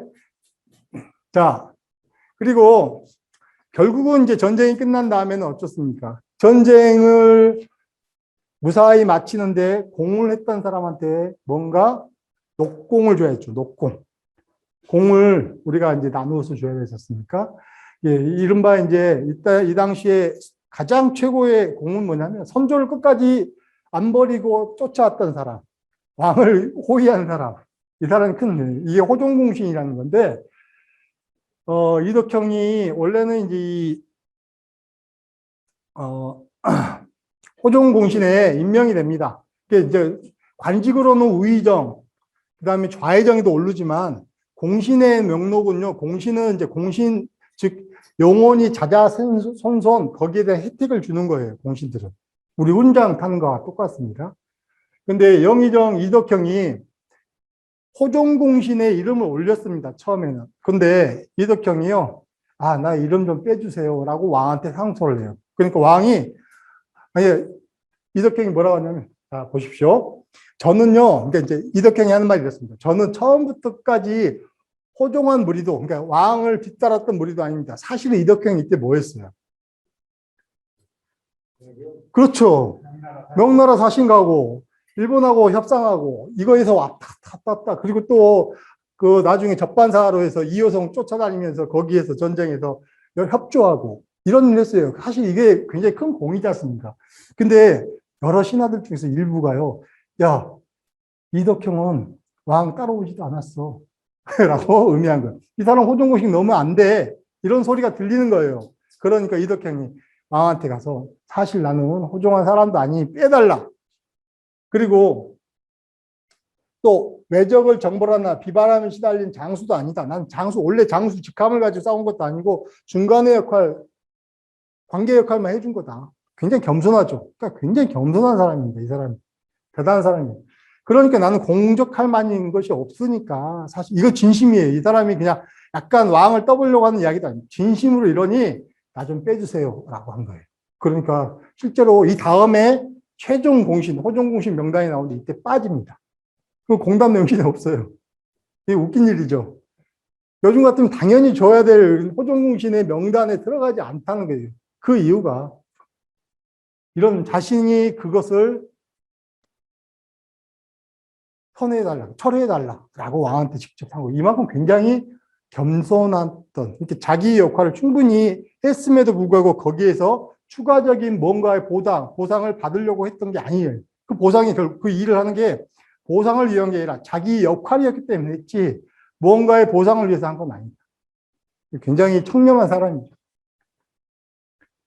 그리고 이 사람은 나중에 이제 여기 보시면 이제 호종공신 빠졌는데, 이 대신 이제 전주 왕조실록, 이제 국토가 다 유린되니까 모든 사고의 책들이 다 없어집니다. 이게 우리가 지금 이렇게 아까 좀 전에 보셨듯이 공부할 수 있는 조선시대의 자세히 내용을 알 수 있는 이유 중에 하나는 뭐냐면 조선왕조실록이라는 책이 남아 있습니다. 근데 자, 여기 보시면요, 이걸 그림을 보면서 이야기할게요. 원래 조선 전기는 이 사고의 모든 왕조의 역사적인 기록인 실록을 다 보관해 놓는데 한 군데에다 놓으면 어때요? 분실할 수 있고 소실될 수 있고 불날 수도 있죠. 그러니까 안정적으로 춘추관, 역사책 만드는 데죠. 서울에 있는 역사책을 만드는 춘추관에 하나, 그 다음에 성주, 충주, 전주 세 군데에 분포해서 세 군데 다 각각 지방에 사고를 만들어서 거기다 책을 보관해 놓습니다. 한 군데가 소실돼도 나머지 있으니까 100개 쓰면 돼요. 이게 굉장히 합리적이죠, 당시에도. 근데 이때는 전란으로 춘추관이 불탔죠. 그 다음에 성주는 그 전에요. 그 그 창고지기가 잘못해가지고 화재가 나가지고 다 타버렸어요. 그래서 소실됐고, 충주 때도 전란 중에 불타버립니다. 소실돼요. 유일하게 남은 게 전주 사고입니다. 전라도 전주에 전주 사고본이 하나 남은데 이것을 정말 우연찮게, 물론 이제 이순신의 공적도 있어요. 그 일대가 사실은 외적이 들어왔다면은 이것도 남아나지 않았겠죠. 우리는 그래서 만약에 이때 없어졌다면 조선 전기 역사를 거의 다시 복원하기 힘들었을 겁니다. 그런데 전주 사고본이 남아서요, 이것을 나중에 전쟁이 끝나자마자 곧바로 복원하기 시작해요. 100개 쓰는 거예요. 다시 복간하는 거예요. 복간. 그래서 복간에서 춘추관 하나, 만이산, 태백산, 오대산, 묘양산, 이젠 5개, 5군 됐다 하는데, 자, 특이한 게 뭐예요? 그렇죠. 산으로 갑니다. 왜 산으로 갈까요? 이제 전란을 피한 거예요. 전란을 피하는 거. 전쟁이 또 일어나면 산은 외적들이 그거 사고 무너뜨리려 저 먼 데까지 안 갔지 않습니까? 오대산 얼마나 깊습니까? 태백산 얼마나 깊습니까? 여기까지 안 들어가니까 산 깊숙한 데다 하는데, 만이산 사고에 있는 것은 조금 나중 이후에 이 정족산, 만이산에 있는 것은 정족산으로 옮깁니다. 김포에 있는 정족산성 있죠? 그 다음에 묘양산에 있는 것도 외적 거란이 북방에 있는 여진 세력들이 침범할지 몰라서 이거 위험하다, 너무 위쪽에 있다. 그래서 적산산 남쪽으로 이렇게 옮겨서 이주합니다. 그래서 이렇게 5대 사고가 남아있다가 우리가 이제 그 일제시대 때, 뭐 오대산 사고본은 일본으로 가져가 버렸고, 그 다음에 그 정족산 서고본이 아마 북한으로 갔던 것 같고요. 그리고 이제 뭐 소실되고 뭐 유실되고 했던데, 어찌됐든 지금은 일본에서 이제 대여 형태로 다시 오대산 서고본 몇 번 지진으로 해서 다 소실되고 몇 건 남았는데 그걸 가져왔고요. 그런 상황에서 지금까지 우리가 이제 볼 수 있는 게 서고가 남아있는 겁니다. 그러니까 이때 선조 때 이 서고를 필사했던 사람이 바로 누구냐면 이걸 주관했던 사람이 이덕형이에요. 이덕형은 정말 일이 많아요. 예교도 하죠. 군사 역할도 하죠. 또 뭐 실제로 이렇게 전후복구에서 직접 투여해서 자기가 하는 여러 가지 역사적인 편찬 사업도 하죠. 그러니까 굉장히 멀티플레이어라고 할 수 있겠죠. 굉장히 바빴던 사람 중에 한 사람입니다. 자, 그리고 이제 어찌됐든 선조 때 여러 이제 역할을 했던 사람인데, 이제 시간이 없으니까 제가 조금 광해군대로 넘어가겠습니다. 문제는 이제 광해군 집권기에 있어서 광해군이 이제 선조 다음에 왕이 되는 세자로 책봉 갑자기 됐죠, 아까. 그런데 여기 계보도를 보시면요. 선조의 부인은 원래 왕비가 있고 후비가 있지 않습니까? 왕비는 정실 부인입니다. 후비는 후비고요. 그야말로. 여기에서 의인왕후 박씨가 있는데 거기서는 아이가 없어요. 그 다음에 임목대비는 선조가 50이 넘은 다음에 얻은 부인입니다. 젊은 부인. 그러니까 이때는 이미 그 광해군이 세자일 때예요. 그러니까 어머니가 그 젊은 어머니가 들어온 거죠. 그래서 거기서 영창대군이 났어요. 근데 대군은 정실 부인에서 난 아이는 대군이라 하고, 이렇게 후궁에서 난 아이들은 대부분 다 이렇게 군입니다. 군. 무슨 군 이렇게 하죠. 대군은 정실부인의 이름만 붙여 왕자들한테 붙여준 거예요. 공주도 정실부인에서 난 여자아이는 공주, 또 후비에서 난 아이들은 옹주, 그렇죠. 그런 거와 똑같습니다. 그러니까 그런 개념인데, 자 여기서 공빈, 김씨, 임해군과 광해군이 있는데, 임해군은 아까 그 왕의 자리에서 탈락됐고 광해군이 갑자기 됐죠. 선조가 지목해서. 근데 광해군이 이미 세자예요. 근데 임목대비를 들여서 영창대군이라는 아주 어린 아이를 이제 또 하나 낳습니다. 그러니까 이제 명분상으로는 자기는 후비 아들이고 세자지만, 그럼에도 불구하고 영창대군은 어때요? 영창대군은 정비의 아들이에요. 그러니까 정치 세력 중에 소북 세력은요, 야, 영창대군이 이제는 정비에서 아들을 낳았으니 이 사람을 다시 세자로 세워야 된다 라고 하는 거예요. 반면에 대북 세력은 아니다. 야, 광해군이 이미 왕세자로 임명됐고 외란 때, 임진왜란 때 그렇게 고생해서 지금까지 이렇게 나라를 해왔는데 계속 세자로 임명해 둬야 된다라고 지지하는 세력입니다. 그러니까 정치적으로 소북 세력들은 영창대군을 지지했고요. 반면에 대북 세력은 광해군을 이제 지지합니다. 이제 이런 상황에서 굉장히 자기 왕세자 자리가 불안정한 상황이에요, 사실. 광해군이 고생 많이 해요. 그러니까 갑자기 됐다가 또 사실 전쟁 때 전쟁통에 막 실제로 역할도 했죠. 임해군은 나중에 일본군에 잡혀갑니다. 그래서 포로교환 때문에 굉장히 또 우리가 많은 손해를 보기도 하고 그런 내막이 있는데, 어찌됐든 광해군은 이런 정치적인 불리한 조건에 계속 있었어요. 이거. 이때 왕이 된 다음에 이제 광해군 선조가 갑자기 이제 그 병으로 죽죠. 죽고 난 다음에 자연스럽게 사실은 이제 광해군이 세자로서 왕 자리에 오르게 됩니다. 근데 문제가 뭐냐면, 우리가 이제 조선이라는 나라는 왕이 오른다고 해서 무조건 다 되는 게 아니라 조공책봉 관계에 의해서 중국의 황제가 인정을 해주는 거예요.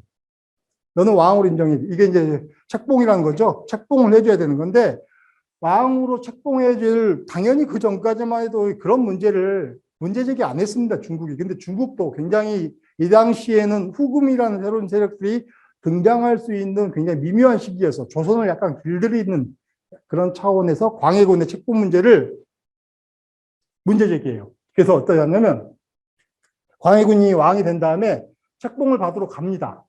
책봉에 갔던 사신이 누구냐, 이호민이라고 하는 사람이 이렇게 왕이 새롭게 왕인 자리에 올랐으니까 책봉을 해주십시오라고 하는 거예요. 근데 이제 명나라에서는 통상적으로 그러면 아 그래 축하한다 하고 이제 선물 주고 보내고 옥새 주고 보내거든요. 그럼 끝나는 겁니다. 그게 통상에 관련돼. 이때는 명나라 말이죠. 야 그런데 이상하다.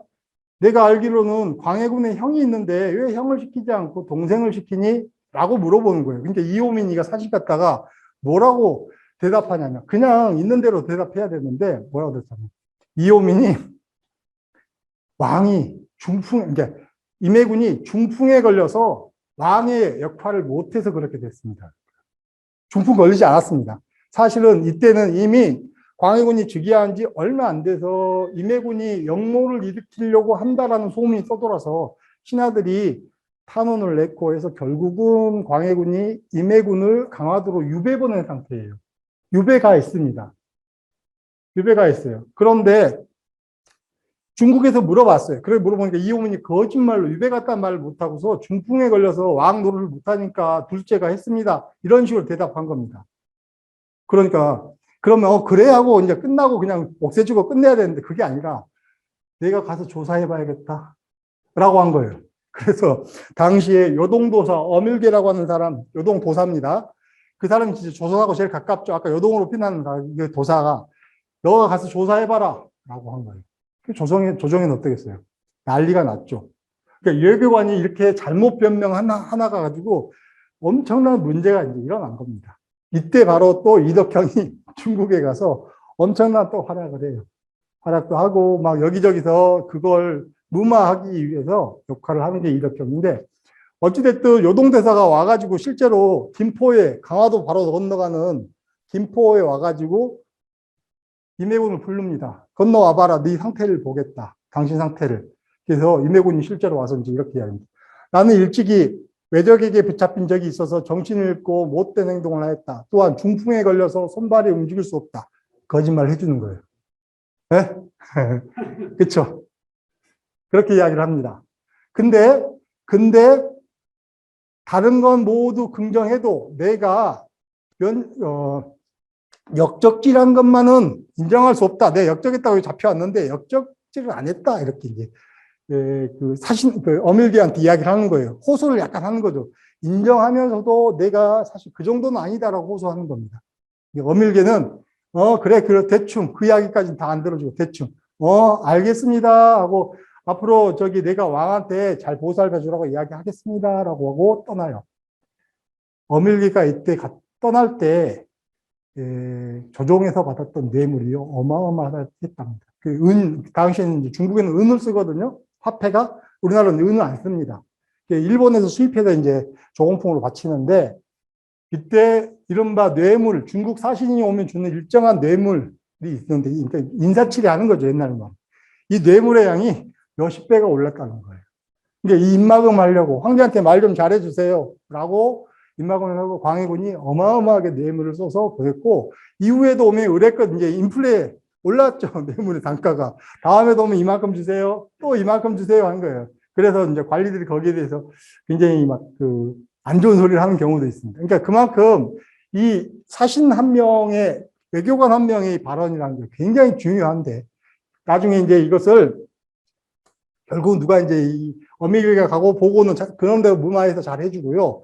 결국은 최종적으로 또 다시 책봉을 받아와야 되지 않습니까? 받을 때 누가 이덕형이 갑니다. 이덕형이 가서 진주사를 파견돼서 광해군 책봉을 최종적으로 받아옵니다. 이덕형이 굉장히 역할을 많이 해요. 광해군도 만들어준 거예요. 선조도 살려준 사람이고 사실 어떻게 말하면 광해군도 임금을 극단적으로는 만들어준 사람이기도 합니다. 그러니까 광해군이 그래서 나중에 뭐라 하는지 알아요? 나란 일이 어렵고 걱정스러움에 인해 경들이 수고가 많았다. 갔다 온 사람이 취하는 겁니다. 멀리 가게 하였으니 매우 미안하구나. 너희들 참 어려운 일 하게 만들어서 미안하구나. 왕이 그런 말을 해요. 이덕형한테. 그리고 큰 일 마무리 지었으니, 큰 일은 뭐예요? 자기 왕되게 해줬습니다. 어찌 종사의 경사가 아니겠느냐. 이렇게 칭찬을 해주기도 합니다. 사실은 이덕형은 그 자체로만 만족했을 거예요. 예. 이만큼 굉장히 사실은 큰 외교적인 역할을 했던 사람이 하는 이덕형 선생이었다. 결국은 광해군은 그 국방에도 이렇게 이제 이항복, 외교에는 이덕형, 그리고 원로에는 덕망노푼, 이원익 이렇게 트라이앵글 시스템, 삼정승이 서로 막 회전문 인사합니다. 계속 돌려받기 해서 이 사람들을 아주 삼정승 강고하게 광해군이 그 삼정승의 자리에 놓고 대북 세력에 정인홍이가 이이첨이라는 사람이 있어요. 이 사람이 이제 사실은 이제 왕의 어떤 보면 약간 측면에서 이른바 정책, 전국을 실권을 잡고 주도하는 사람입니다. 그러니까 이들을 견제하는 세력으로서 이 삼정성을 상당히 잘 운영하고 있는 형국들이에요. 또 하나는 이덕경 같은 경우는 사행 중에서 명나라 그냥 간 게 아니라 갔다가 거기에서 북방은 우리 이제 이른바 중국 땅 말고요. 여진, 거란이 사는 그 위쪽에 사는 움직임들을 굉장히 요주시합니다. 얘들이 언제든지 침범해 올 수 있다. 라고 하는 걸 알고서 실제로 현지 답사도 하고요. 탐문도 해서 이것을 조정해 보고합니다. 그래서 북방에 누르하치라고 하는 사람이 있는데 누르하치 후금 만든 사람 있죠. 청나라 좀 있으면 정묘라는 느낌. 누르하치라는 사람인데 이 사람의 세력이 만만치 않아요. 그쪽 사람들한테 이야기를 다 제가 들어서 수집해 왔더니 녹취해 왔더니 심상치 않습니다. 북방의 군사를 강화해야 됩니다. 라고 광해군한테 이야기를 합니다. 그러니까 이 사람은 그냥 외교만 간 게 아니라 그런 그 당시에 중국에 있는 실정들, 정보들을 모두 다 수집해서 보고까지 하는 굉장히 꼼꼼한 역할들을 하는 거죠. 그래서 아까 말했지만 동지사신에 가서 그러니까 이때 외교관으로 갈 때요. 또 다른 외교관으로 갔던 신설이라는 사람이 이 사람은 약간 사기를 친 건데요. 원래 이제 외교관이 가면은 8포라고 해서요. 8포의 인삼을 팔 수 있는 교역권을 줍니다. 내가 이렇게 출장비를 주는 게 아니라 외교관들이 중국 사절을 가잖아요. 그러면 네가 제가 마련해야 돼, 그 돈을. 인삼 8자루, 지금의, 당시의 돈으로 한 사람 2,000냥 정도 됩니다.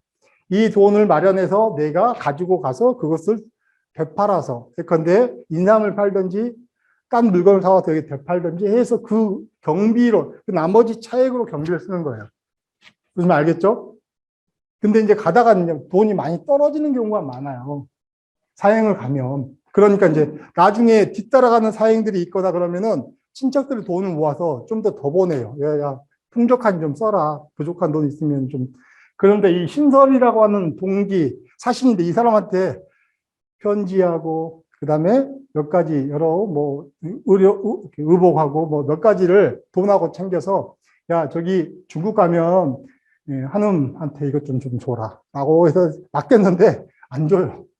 근데 한음은 이걸 준지도 가족들을 보낸지도 몰랐어요. 나중에 알고 보니까 보냈는데 자기한테 안 준 거예요. 얼마나 황당해요? 나중에 이제 물어보니까 자기가 다 썼다는 거예요. 다 썼다는 거예요. 그래서, 아니, 그래도 좀 줘야 되지 않느냐라고 하니까 이제 막 자꾸 이제 체크를 하니까 돈을 돌려줬어요. 그래서 돌렸는데 이상하리만큼 이덕형은 그 돈을 그냥 다시, 그래, 너 써라. 네가 궁하니까 어쩔 수 없이 써야 되겠지. 그럴 수밖에 없는 사정이겠지 하고 써라고 줍니다. 이 사람 또 낼름 써요. 되게 이상하죠. 그러니까 물욕이 상당히 없었던 건 사실인 것 같아요. 이 사람 욕심이. 이렇게 막 아등바등 뭘 이렇게 쟁취해야 되고 내가 내 거에 지키려고 하고 뭔가 포상을 받으려고 하고 남한테 인정받으려고 하고 이런 건 되게 없이 그냥 자기 역할, 자기가 하는 일에 굉장히 덤덤하게 충실했던 그런 사람이 아닌가 생각이 됩니다. 그러니까 대단한 거죠, 그러니까. 굉장히. 그리고서 여러 가지 이제 정책 제안도 합니다. 굉장히 뛰어난, 이건 뭐 그냥 넘어가겠습니다. 시간 관계상. 정책 제안도 하고요. 그 다음에, 문제는 이제 이덕경이 정치에 그냥 무조건 다 왕이 하는 정치에 100% 찬동한 게 아니에요. 이덕경은 자기 소신을 가지고서 왕이 하는 정치에서 잘못됐다면 과감하니 이건 잘못됐습니다 하고 반대. 무조건 바른 소리 하는 사람, 이런 사람이었습니다. 대표적으로 영의정에 임명을 했습니다. 광해군이. 그러니까 자기를 거의 왕에 뭐 되게끔 해주는 사람이니까 이렇게 이만큼의 직을 주는데 광해군의 실책에 대해서는 바로 직언을 합니다. 이제 경연이라고 해서요. 아침, 점심, 저녁으로 3번 정도 원래 주강, 조강, 석강 이렇게 이제 3번 경연을 신하들과의 경서를 읽으면서 정책 토론을 하는 거거든요. 그게 이제 대부분 왕들이 귀찮아서 하루에 1번 정도로 줄여서 조강이라는 걸 해요. 아침에. 그래서 그게 국정회의죠. 쉽게 말하면. 국정회의인데 이때 뭐 정책에 대한 이야기도 하고 경서를 읽기도 하고 그래요. 예. 근데 이것을 광해군 때는 안 해요. 광해군이 귀찮다고. 그러니까 경연을 해야 된다고 강력히 재개를 주장합니다. 왕이 공부 안 한다. 쉽게 말하면 당신 공부 안 하면 안 됩니다. 공부하세요. 라고 합니다. 또 왕의 어머니가 아까 공빈 김씨였죠. 후궁이었죠. 어머니가 빈이죠. 빈. 근데 비로 승격시키려고 하는 거예요. 그러니까 아니 어떻게 출생 성분이 완전히 다른데 그래서 인목대비가 있지 않습니까? 인목대비가 있죠. 왕의 부인은 한 명밖에 없습니다. 후궁은 존재해도 정식 부인, 법적인 부인은 대비, 선조의 부인은 인목대비, 나이 차는 있지만 이미 있는데 공빈을 왕으로 추승하려고 해요. 아버지 부인을 2명으로 만들려고 해요. 이게 안 되죠. 그러니까 안 된다고 이야기하는 거예요. 그 다음에 광해군 2년 때는 문묘종사락에서 이제 이른바 이제 그 유교의 성현들을 성균관에 모시는 거예요. 모시는데 이때 이렇게 5명의 김영필, 정해창, 조광조, 이현적, 이왕 같은 사람을 이제 이 사람이 가장 유교적인 계보를 가지고 있는 우리가 믿고 따라야 될 그러한 성현들이다라고 이 사람들을 모시자 이렇게 한 겁니다. 근데요, 이때 정치적 권력을 가지고 있는 정인홍이라는 사람이 비토를 놓습니다. 야, 무슨 소리냐. 정인홍이 이제 뭐라 하냐면 이현적과 이황은 야, 이 사람들 사람됨이 안 돼. 이 사람은 안 돼. 이 사람들은 빼. 이렇게 한 거예요. 근데 그도 그랬던 게 정인홍의 스승이 누구냐면 조식인데요. 남명조식이라고 들어보셨죠? 조식인데 조식이 안 들어간 거예요, 저기. 그러니까 어떻게 보면은 야, 우리 스승도 안 넣어줬는데 저게 무슨 뭐야 이게 말도 안 돼 이렇게 비터놓은 겁니다. 근데 이게 이덕경이 이걸 대놓고서 막 비판합니다. 니네들 그런 게 말이 되냐? 유교적인 정통성이 여기에 있는데 그것을 교란시켜서 뭐 예컨대 석시의 교리를 따르려 하는 거와 똑같다, 니들. 석가모니의 교리 따른 거와 똑같다. 사문난적이다. 뭐 이런 식으로 비토를 넣습니다. 그러니까 정인홍의 제자들이요. 들고 일어나서 서울의 도성 앞에 와가지고 상소를 올리고 난립니다. 그래서 이덕금을 쫓아내라. 파직시켜라. 막 이렇게. 이덕형을. 근데 결국 이덕형이 이제 파직은 되지 않지만 어찌됐든 이게 그때 통용이 안 돼요. 그만큼 이제 이 정인홍 일파가 굉장히 힘이 있었던 실세였다. 실세였는데 그 실세에 대해서 정면 도전장을 내기도 했다. 그 다음에 광해군 44년에는요, 광해군은 이상하리만큼 이의신이라는 사람, 풍수쟁이거든요. 직관입니다, 직관. 이 사람은 굉장히 추종해요. 이 사람 말을 하면은 귀를 솔깃해서 잘 들어요. 그래서 광해군이 실제로 여러분 파주로 서울을 옮기려고 했던 사실 아십니까? 모르셨어요? 실제로 광해군이 서울의 기운, 이 도성의 기운이 다 세했다라고 하는 이의신, 풍수관이죠. 이의신이라는 사람의 말을 듣고요. 파주 교화했죠. 교화로 수도를 옮기려고 했어요. 그러니까 신하들이 이때도 이덕형이 야, 교화로 옮기는 게 말이 되느냐. 거기는 택지에 택지. 여러분 아시잖아요. 임진강 밑에 항상 요즘 뭐 장마철에 비 오면 거기 맨날 파주 쪽 물 차잖아요. 그런 데인데 거기에다 신도시, 새로운 도성을 만든다는 게 말이 되냐. 그리고 또 일종의 이제 서울도 약간 치우쳐져 있지만 거기는 더 서쪽으로 치우쳐져 있지 않습니까? 도성의 중심으로는 적합지 않다. 뭐 이런 반발을 해서 결국은 이건 이제 실행하지 못해요. 근데 이게 실행하지 못하니까 광해군은 그때부터 뭘 한지 알아요? 궁궐에 꽂힙니다. 궁궐을 어마어마하게 지어요. 임진왜란때 궁궐이 다 불타버리지 않습니까? 제일 먼저 지은 궁궐이 창경궁이라는, 창덕궁. 지금 이제 있는 창덕궁을 제일 먼저 짓는데 전쟁 후에 곧바로 짓기 시작한 게 창덕궁이고요. 복원한 거죠. 그래서 선조가 죽은 것도요, 창덕궁에서 궁궐에서 못 죽고 사과에서 죽어요. 그다음 광해군도 왕이 될 때 그냥 일반 사과에서 왕이 되는 겁니다. 정식 궁궐이 없어요. 근데 광해군 초반에 바로 이제 궁궐이 만들어집니다. 그러니까 신하들이 야 창덕궁이 만들었으니 전궁으로 들어가시오. 왕이 자기 집에 들어가야지 왕으로서 위험이 생기지 않습니까? 근데 광해군이 안 들어가요. 안 들어가요. 왜 안 들어가냐면 그 집에서 재수 없는 일 두 개가 있었다는 거예요. 창덕궁에서 두 번의 재수 없는 일이 있었다. 안 좋은 일이 있었다. 그 두 번 안 좋은 일이 뭔지 알아요? 노상군 단종이 거기서 쫓겨났어요. 연산군이 거기서 쫓겨났어요. 그래서 그 궁궐은 재수 없는 궁궐이에요. 그러니까 안 가겠다는 거예요. 근데 신하들은 어때요? 아니, 그게 무슨 말도 안 되는 소리입니까? 그래도 들어가십시오. 라고 하니까 이제 신하들이 간곡 이야기하니까 결국은 들어갈 때 어떻게 들어가냐면 도성에 모든 사람이 구경 나올 정도로 무당들을 불러가지고요. 거기서 구슬하고 들어갑니다. 정말이에요. 사람들이 다 구경 났죠. 왕이 궁궐에 들어갔는데 구경을 막 구슬을 해요, 구슬. 그래가지고 궁궐에 들어가는 거예요. 근데 결국 그 궁궐에서 쫓겨났어요. 광해군은 그 궁궐에서 쫓겨났어요. 미신이 미신이라고만 다 단정할 수 없는 대목이죠. 어찌됐든, 그렇게 궁궐에 이제 약간 광해군은 그런 궁궐 조성이나 이런 미신, 이런 거에 되게 좀 경도되어 있는 그런 사람이었던 건 좀 있습니다. 그리고 이제 그리고서 광해군 때 아까 좀 전에 말했던 형인 임해군이 이제 영모로 해서 강화도로 갔다가 나중 강화도에서 죽임을 당하거든요. 죽게 되고, 또 그 다음에 곧바로 김직재 사건, 영모 사건이 거의 매년 일어납니다. 15년 집권하는데 거의 절반 이상이 매년 영모 사건이 일어나요.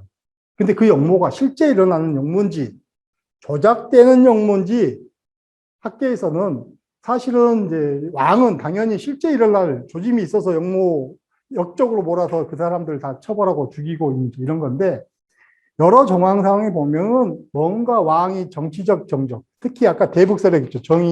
정인홍이나 이이첨 같은 사람이 자기의 정적들을 제거하기 위한 수단으로서 조작 사건을 만든, 영모를 조작해서 만든 경향들이 있어요. 그런 조짐이. 학계에서는 이제 그걸 굉장히 의심을 하는데, 자, 실제로도 보면요. 이덕정은 얼마나 총명했냐면, 이 사람이 추국청, 이제 영모가 일어나면 국청이 일어납니다. 왕이 직접 신문하거나 삼정승이 직접 해요. 그러니까 형조에서 양반들의 법문 의금부라는 데서 이제 하거든요. 신문을 해요. 요즘 말하는 검찰 같은데. 근데 이런 사안은 어때요? 국가적인 영모 사건은 굉장히 중대한 사건이죠. 그래서 왕이 직접 재판관으로 와서 신문하고 검사하고 재판을 해서 하는 겁니다. 이걸 국청이라 하는데, 이 추국청에 이제 대신들이 같이 참여합니다. 추국청에 참여했을 때 이야기예요. 그 김직재 옥사라고 하는 이것도 조작된 사건인데, 제가 보기에는 이 사건에 참여해서 조사를 하고 이렇게 이야기합니다. 이 사건 내용을 쭉 보니까, 진술한 내용을 보니까, 팔도의 장소를 정해 놓았다고 하니, 배치해 놓은 사람이 있는 듯 하고, 문서를 위조하였다고 하니, 관여한 관리가 있는 것 같다. 그러니까 이제 그 사람들이 이야기한 대로 한다면 이런 정황인데, 실제로 보니 서로 어긋나서 사리에 가깝지 않은 게 필시 황당한 자의 짓이다. 이 말은 뭐냐면, 앞뒤 말이 안 맞는다는 거예요. 진술자의 말과 실제 일이 안 맞는다는 거예요.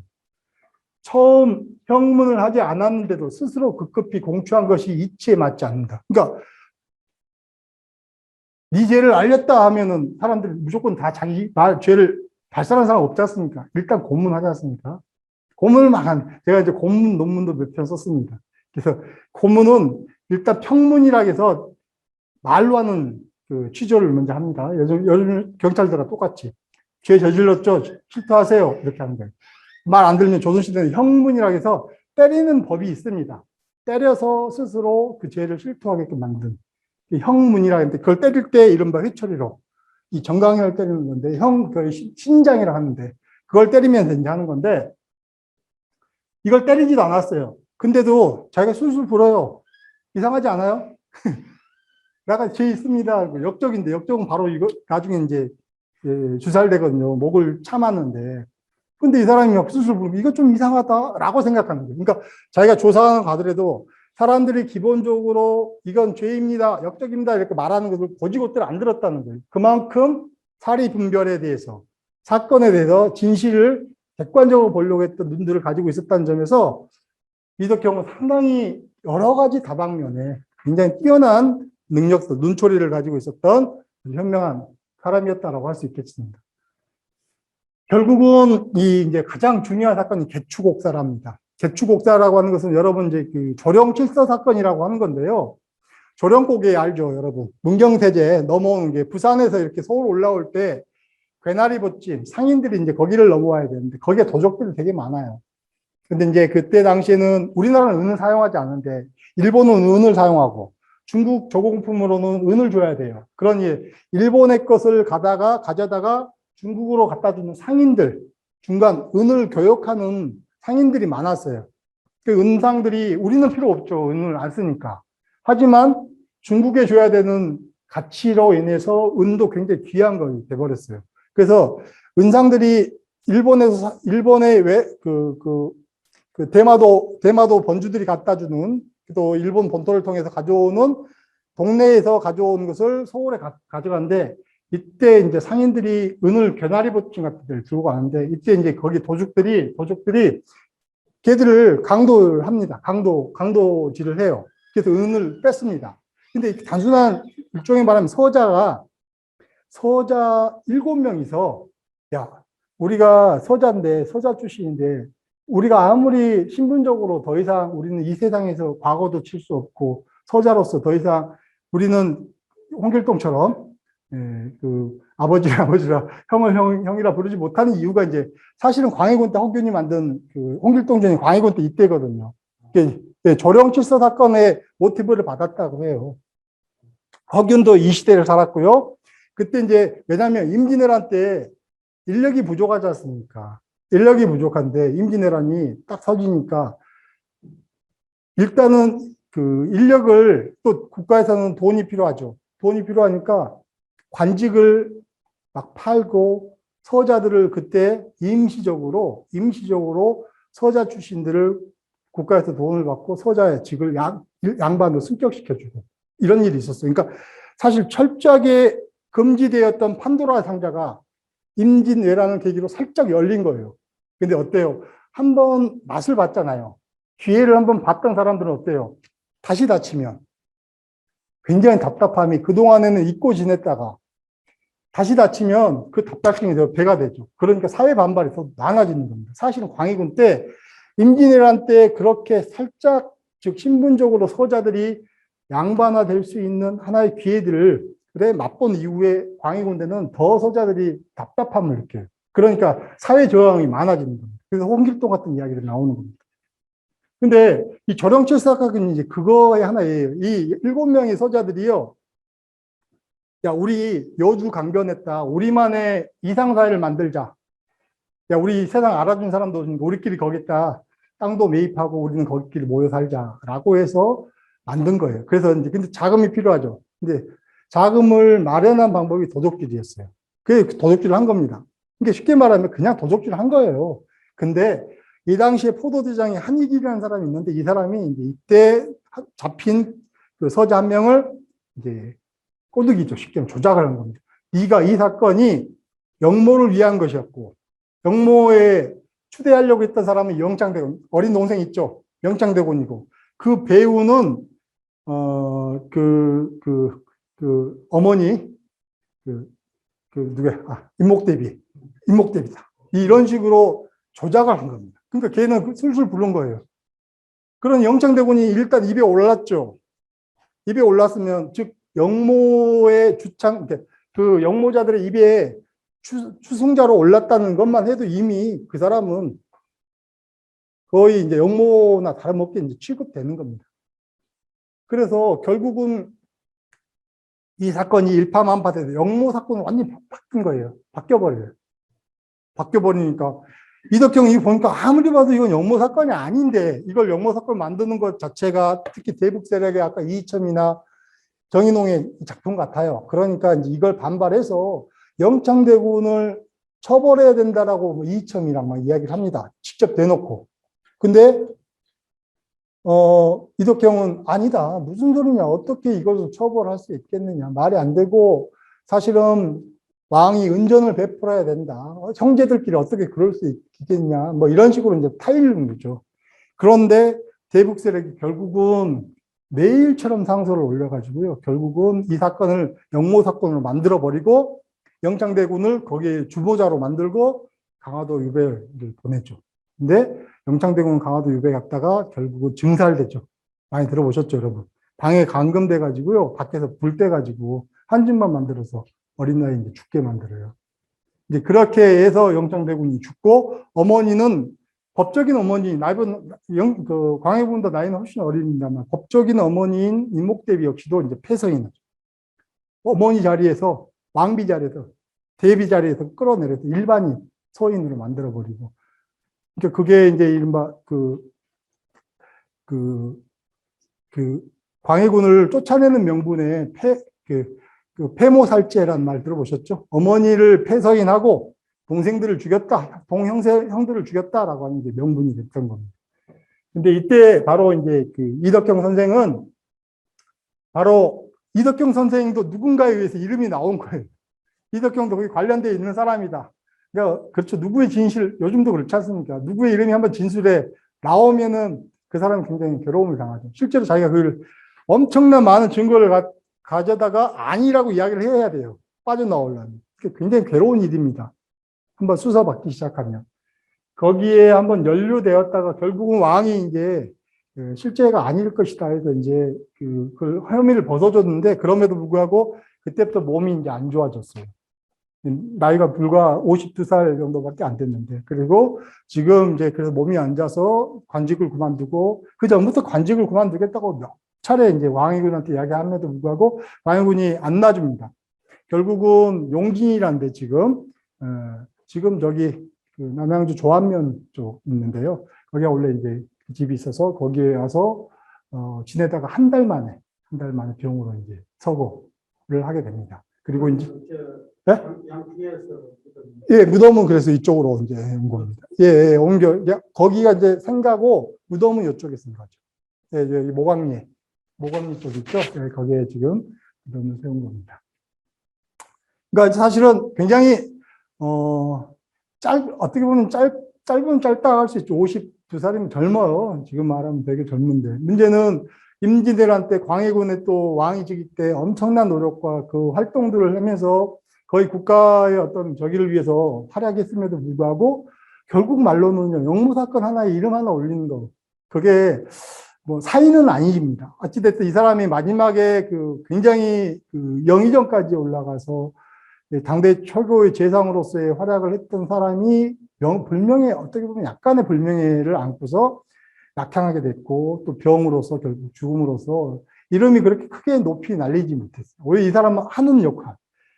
이덕경 선생이 했던 행적에 비해서 이 사람이 후대에 평가되는 게 그렇게 높지 않다는 겁니다. 그런 점에서 이 사람 이덕경 선생은 그걸 바라지도 않았을 겁니다. 그동안에 했던 우리들 행동들 보면은 내가 후대에 가서 높이 이름을 평가받을 만한 그런 사람이 아니다. 이렇게 겸손한 사람일 텐데도 어찌됐든 최종적인 마지막의 역사에서는 이분이 그렇게 크게 좋은 결말로 자기 생을 망하지 못한 그런 아쉬움은 분명히 있습니다. 이덕경의 졸기를 보면 이제 죽은 다음에 실록에 이렇게 이제 적어 놨습니다. 이때 처벌하는 자의, 이덕경을 그때까지 죽기 전까지 처벌해야 된다라고 하는 여러 가지 신하들이 있었어요. 처벌해야 된다. 근데 죽으니까 이게 중지된 거죠. 더 이상 못하는 거죠. 그래서 이덕경은 양근, 지금의 양평이죠. 양근에 있는 시골집에 돌아와 있다가 병으로 죽었다. 이렇게 하고요. 여기 이제 사관이 이 사람에 대해 평가를 이렇게 합니다. 사람됨이 간솔하고 까다롭지 않으며 부드러우면서도 능히 고닫다. 아주 정확한 표현인 것 같아요. 아주 정확한 표현. 사람됨이 간솔하는 게 아주 그냥 형식치레가 좋은 게 아니라 간솔하고 까다롭게 유합니다. 되게 성격이 유해서 중국 사람들하고도 외교를 매우 잘한 거예요. 딱 자기 원칙만 지킨 게 아니라 유연성이 있다는 겁니다. 또 부드러우면서도 능히 할 일을 또 다 한다는 겁니다. 그래서 이덕경은 한 사람도 친하지 않은 사람이 없었다입니다. 이게 잘못 해석한 겁니다. 친하지 않는 사람이 없었다. 모든 사람하고 다 친했다는 뜻이고요. 그래서 죽으니까 원근의 사람들이 모두 슬퍼해 해석했다라고 하는 졸기인데요. 이 사람과 가장 친했던 사람이 누구예요? 아까 네? 이양복이죠. 이양복은 묘비문을 써줍니다. 자기가 직접 묘비문을 먼저 주고 이양복이 먼저 전개에서 쫓겨납니다. 쫓겨나고 그 다음에 이제 있다가 이 사람이 쫓겨나는데 이덕형이 자기가 이제 그 통에 그 이양복이 오랫동안 사는 거죠. 더 오래 살았는데 그 친구의 묘비명을 쓸 때 이렇게 씁니다. 백사가 이양복이죠. 백사가 이 공은 누구냐면 아까 좀 전에 말했던 이덕형입니다. 이덕형의 묘지문을 지었다라는 뜻입니다. 지을 때 이르기를 패모의 그 인목대비를 쫓아내라라고 하는 그 논의가 일어날 때 명보는 아까 잘 알겠죠. 그 사람 이름입니다. 명보가 급히 공격하려고 했다. 야, 이걸 막아야 된다라고 막 급하게 했다는 거예요. 그래서 내가 여기는 이양복입니다. 이양복이가 때를 기다려야 되겠다. 야, 때를 기다리자라고 설득했다는 거예요. 그러니까 이덕형이 나의 뜻을 따라서 마침내 나를 따라서 따랐다는 거예요. 내 뜻을 따라서 그때 공격하려고 했는데 이양복이가 만류하니까 그만뒀다라고 하는 이야기입니다. 그리고 내가 먼저 져서 물러났다. 내가 관직에서 먼저 물러났는데 명보는 혼자 고립됐다. 혼자 이제 조정에서 남아서 누가 같이 싸워줄 사람이 없었다는 거예요. 그래서 말할 바가 다 하지 못했다. 말할 게 있었는데 힘이 누가 옆에서 도와준 사람이 있었는데 다 못했다라고. 그래서 점점 쇠약해지다가 결국은 죽었다. 안타깝게 죽었다는 거예요. 내가 옆에 끝까지 있어줘야 되는데 있어주지 못해서. 그리고 후대 사람들이 지사들로 하여금 눈물을 뚝뚝 흘리고 천고의 눈물을 흘리게 하고 나는 명보에게 잘못한 일이 많다. 이렇게 합니다. 나는 명보에게 잘못한 것이 많다. 무슨 말 알겠어요? 자, 끝까지 못 도와줘서 너무 미안해. 뭐 이런 이야기. 비문에 이런 남겼습니다. 그리고서 친구의 마지막 우정을 이렇게 글로서 남기고 이제 친구를 위로하는 그런 글을 남겼습니다. 그러니까 사실 이제 우리가 그래서 오성과 한음의 이야기뿐만 아니라 마지막 비문까지 보면 죽은 다음에까지 이렇게 친구의 우정들을 관포지교의 우정들을 실현했다는 것만 해도 대단한 친구고요. 우리가 좀 전에 봤던 여러 이력들을 보면은 이덕형이 했던 그것은 어떤 관료들이 했던 것보다 짧고 굵게 또 굉장히 광범위한 활동을 통해서 업적을 남겼다는 점 충분히 알 수 있다. 그러니까 우리가 그냥 단순히 외교를 잘했다 이런 정도가 아니라 굉장히 열심히 했다라고 하는 점을 좀 알 수 있습니다. 지금 양서면 모강리에 가면은 이 분묘가 높은 지대에 좀 이렇게 있고요. 한산희 씨 아까 이산의 그 딸이 있죠. 그 부인과 같이 합장되어 있는 묘입니다. 구성되어 있고요. 그다음에 이것은 신도비입니다. 아까 이제 이 사람의 업적을 기리는 비석이고 여기에 이제 아까 비문에 좀 전에 말했던 이양복이 썼던 내용이 들어 있는 부분이 있습니다. 비석이고요. 여기는 여러분 대부분 가보셨나요? 안 가보신 분들 좀 많나요? 가보실 수 있으면 가까우니까 여기 잠깐 바람 쐬러 한번 가보실 만합니다. 자, 이제 마지막 말씀을 좀 드리려고 합니다. 제가 사실은 아까 모두에 말씀드렸지만 저는 이제 이양복을 전공을 전문으로 하지는 않았지만 어찌됐든 이 시대에 이양복과 관련된 여러 사건들을 가지고서 공부를 해왔습니다. 그리고 이번에 이제 강의를 통해서 공부를 하다 보니 이양로 선생, 죄송합니다. 하는 그 이덕경 선생에 대한 이런 공부를 하다 보니 여러 가지 이제 그 생각들이 좀 들었던 게 마지막 좀 정리 차원에서 이덕경 선생님이 이런 걸 우리가 생각하게 만들었구나 하는 생각이 좀 들었어요. 그래서 제가 좀 적었는데, 이 개인적으로 이 사람은 18살의 과거에 합격하고 20살에 이제 완전히 사실 과거가 그렇게 어렵거든요. 20살에 딱 단번에 안 돼요. 근데 이제 이 사람은 과거에 마지막 별시이지만 최고의 예, 해서 거의 천재적 재능을 가지고 있는 사람입니다. 이제 이런 사람이요. 사실은 우리 요즘 시대에 똑똑하고 뛰어난 사람들 대부분 다 이런 재능들을 어디다 씁니까? 자기 공적에 썼어요. 자기 업무에 써요. 근데 이 사람은요, 국가의 일에 다 자기 재능을 쏟아부었어요. 자기 건 별로 안 썼습니다. 그런 점에서 우리가 좀 돌이켜 볼 만하니까 요즘 이른바 엄청난 뛰어난 인재들이 정말 자신의 어떤 이권이 아닌 국가나 다수의 사람들을 위해서 어떻게 우리가 살아가야 되는가를 좀 제시해 주는 것이 아닌가 하는 생각을 한번 했고요. 두 번째는요, 이 난세라고 하는 것은 뭐 어느 시대나 다 난세만, 그러니까 좋은 시절만 있는 게 아니죠. 지금도 사실 어떻게 보면 난세죠. 한국이 뭐, 그 남북 관계도 지금 안 좋죠. 한일 관계도 안 좋죠. 외교적으로도. 더군다나 뭐 코로나라는 위기도 있죠. 그러니까 어느 시대나 다 평화로운 시대는 없어요. 다 난세입니다. 근데 이 난세를 어떻게 슬기롭게 극복하는가에 대한 것은 나는 어디에 있냐면 성실성이 있다고 봐요. 꾸준히 자기 하는 분야에서 열심히 노력하는 거. 이 양반은 전란기에 동분서주하면서 외교적으로 또 왕을 호위하고 심지어는 적장을 떠나다니면서 또 왜군을 물리치는데 협조하기도 하고 또 심지어 도성에 이른바 전후복구에 참여하기도 하고 왕조실록도 나중에 개편도 하고 또 국정에도 참여하고 멀티플레이어예요. 자기가 할 수 있는 역량에서 최대한을 하는 게 세상을 구하고 난세를 구하는 것이다 라고 이덕경 선생은 말해주는 것이 아닌가 하는 생각이 들어서 하나의 또 굉장히 좋은 교훈점이라고 생각이 됩니다.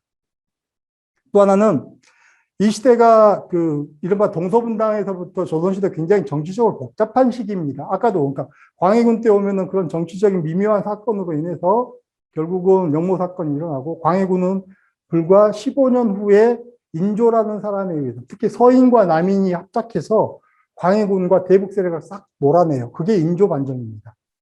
그리고서 인조반정 얼마 있다가 무슨 일이 벌어져요? 정묘호란이 일어나죠. 병자호란. 오랑캐로부터 침입받아요. 사실은 나는 지금 뭐 이제 우리의 역사의 과정은 없지만 이덕형 선생 같은 사람이 오래 살았다라면 그런 동아시아 전체 그 판도를 이미 읽고 대처해 나가는데 굉장히 충분한 역할을 했을 것이라는 생각도 들어요. 빨리 가서 돌아가셔가지고 대처를 못하고 정치적인 역동이 일어나고 또 한 번 인조가 들어서면서 또 한 번 국난을 맞고 이런 또 전쟁을 겪었음에도 불구하고 전쟁을 다시는 겪지 말자고 유성룡이 징비록을 썼잖아요. 근데 전쟁을 또 겪었어요. 그럼 쓰나면 안 하죠. 반성하면 다시는 안 해. 다시는 그런 일을 당하지 말기 위해서 반성을 하는 건데 반성하지 못했던 거예요. 근데 이런 것들에 대한 정치적인 것 자체에 대해서 너무 휩쓸려서 자기의 정치적인 것이 때로는 사적으로 가버립니다. 개인의 권력 추구하다 보니. 만약에 이덕경 선생도 사적인 권력이 때문에 오래 살았을 수도 있고요. 승승장구 더 잘할 수도 있을 겁니다. 쇠퇴에 절대 부합되지 않았어요. 자기의 정치적 소신, 중립을 지키면서 자기 묵묵히 할 일을 했다는 점. 굉장히 우리의 이 시대에 또 하나의 교훈을 주는 사건이라고 할 수 있겠습니다. 자, 마지막으로 이 지역에 사실 이덕경 선생이 우리가 공부할 수 있는 기회가 있다는 거 되게 난 자부심, 저는 뭐 개인 역사에 추승하고 이런 건 별로 잘 안 하지만 어찌됐든 저는 이번 공부를 통해서 이덕경 선생의 한번 돌아보고 굉장히 대단하고 또 이 지역에 내가 살면서 지역에 이런 분이 있었다라고 하는 점은 좀 의미가 되게 좀 남다르더라고요. 그리고 아까 제가 말씀드렸지만 사적으로는 저하고도 지금 현재 연배가 비슷하고 그래서 어찌됐든 외교에서는 이학물, 이덕경 선생, 우리가 이제 지역에서 여원용 선생 같은 경우는 그냥 정치 운동가로서의 역할, 또 이학노 선생 같은 경우는 이른바 이 전체 19세기에서 이른바 사상가로서의 그 맹위를 떨친 유명한 학자시죠. 그러니까 이 지역은 다 갖추고 있는 인물들, 다 갖추고 있는 굉장히 중요한 지역이다 라는 생각이 좀 들어서 제가 살면서 굉장히 자부심을 가질 만한 곳이고 제가 이쪽 이사를 잘 왔다 생각이 들고, 차후에도 이런 선생님들, 이런 지역의 역사적 그 인물들을 우리가 좀 좀 정확히 좀 읽어야 되고, 읽는 거죠. 그러니까 그분들이 했던 걸 업적으로 추앙하는 게 아니라 그분들이 뭘 여기에 남겼는가, 우리는 그거에서 어떻게 교훈을 얻을 것인가, 이런 걸 좀 생각해 보는 기회를 좀 가지면 좋겠고요. 더 나아가 그런 분들에 대한 생각들을 우리도 좀 잘 실천하는 것, 또 많이 전파하는 것, 이게 굉장히 중요한 우리의 역할이지 않나, 지역민들의 역할이지 않나 하는 생각이 듭니다. 어찌됐든 제 강의가 좀 오늘 굉장히 좀 두서없이 진행됐던 것 같고, 좀 때로는 좀 뭐 너무 원문들 가져와서 좀 지루했을지 모르겠습니다. 하지만 사실 이제 원문을 가져온 이유는 아까도 말씀드렸지만 뭔가 좀 숨결을 우리가 느껴보는, 직접 그때 했던 말투를 한번 들어보는, 녹취를 막 들어보는 것 같은 그런 느낌에서 한번 가져와 봤는데 되게 즐거우셨는지 모르겠습니다. 아무튼 제 강의는 여기까지 해서 마치도록 하겠습니다.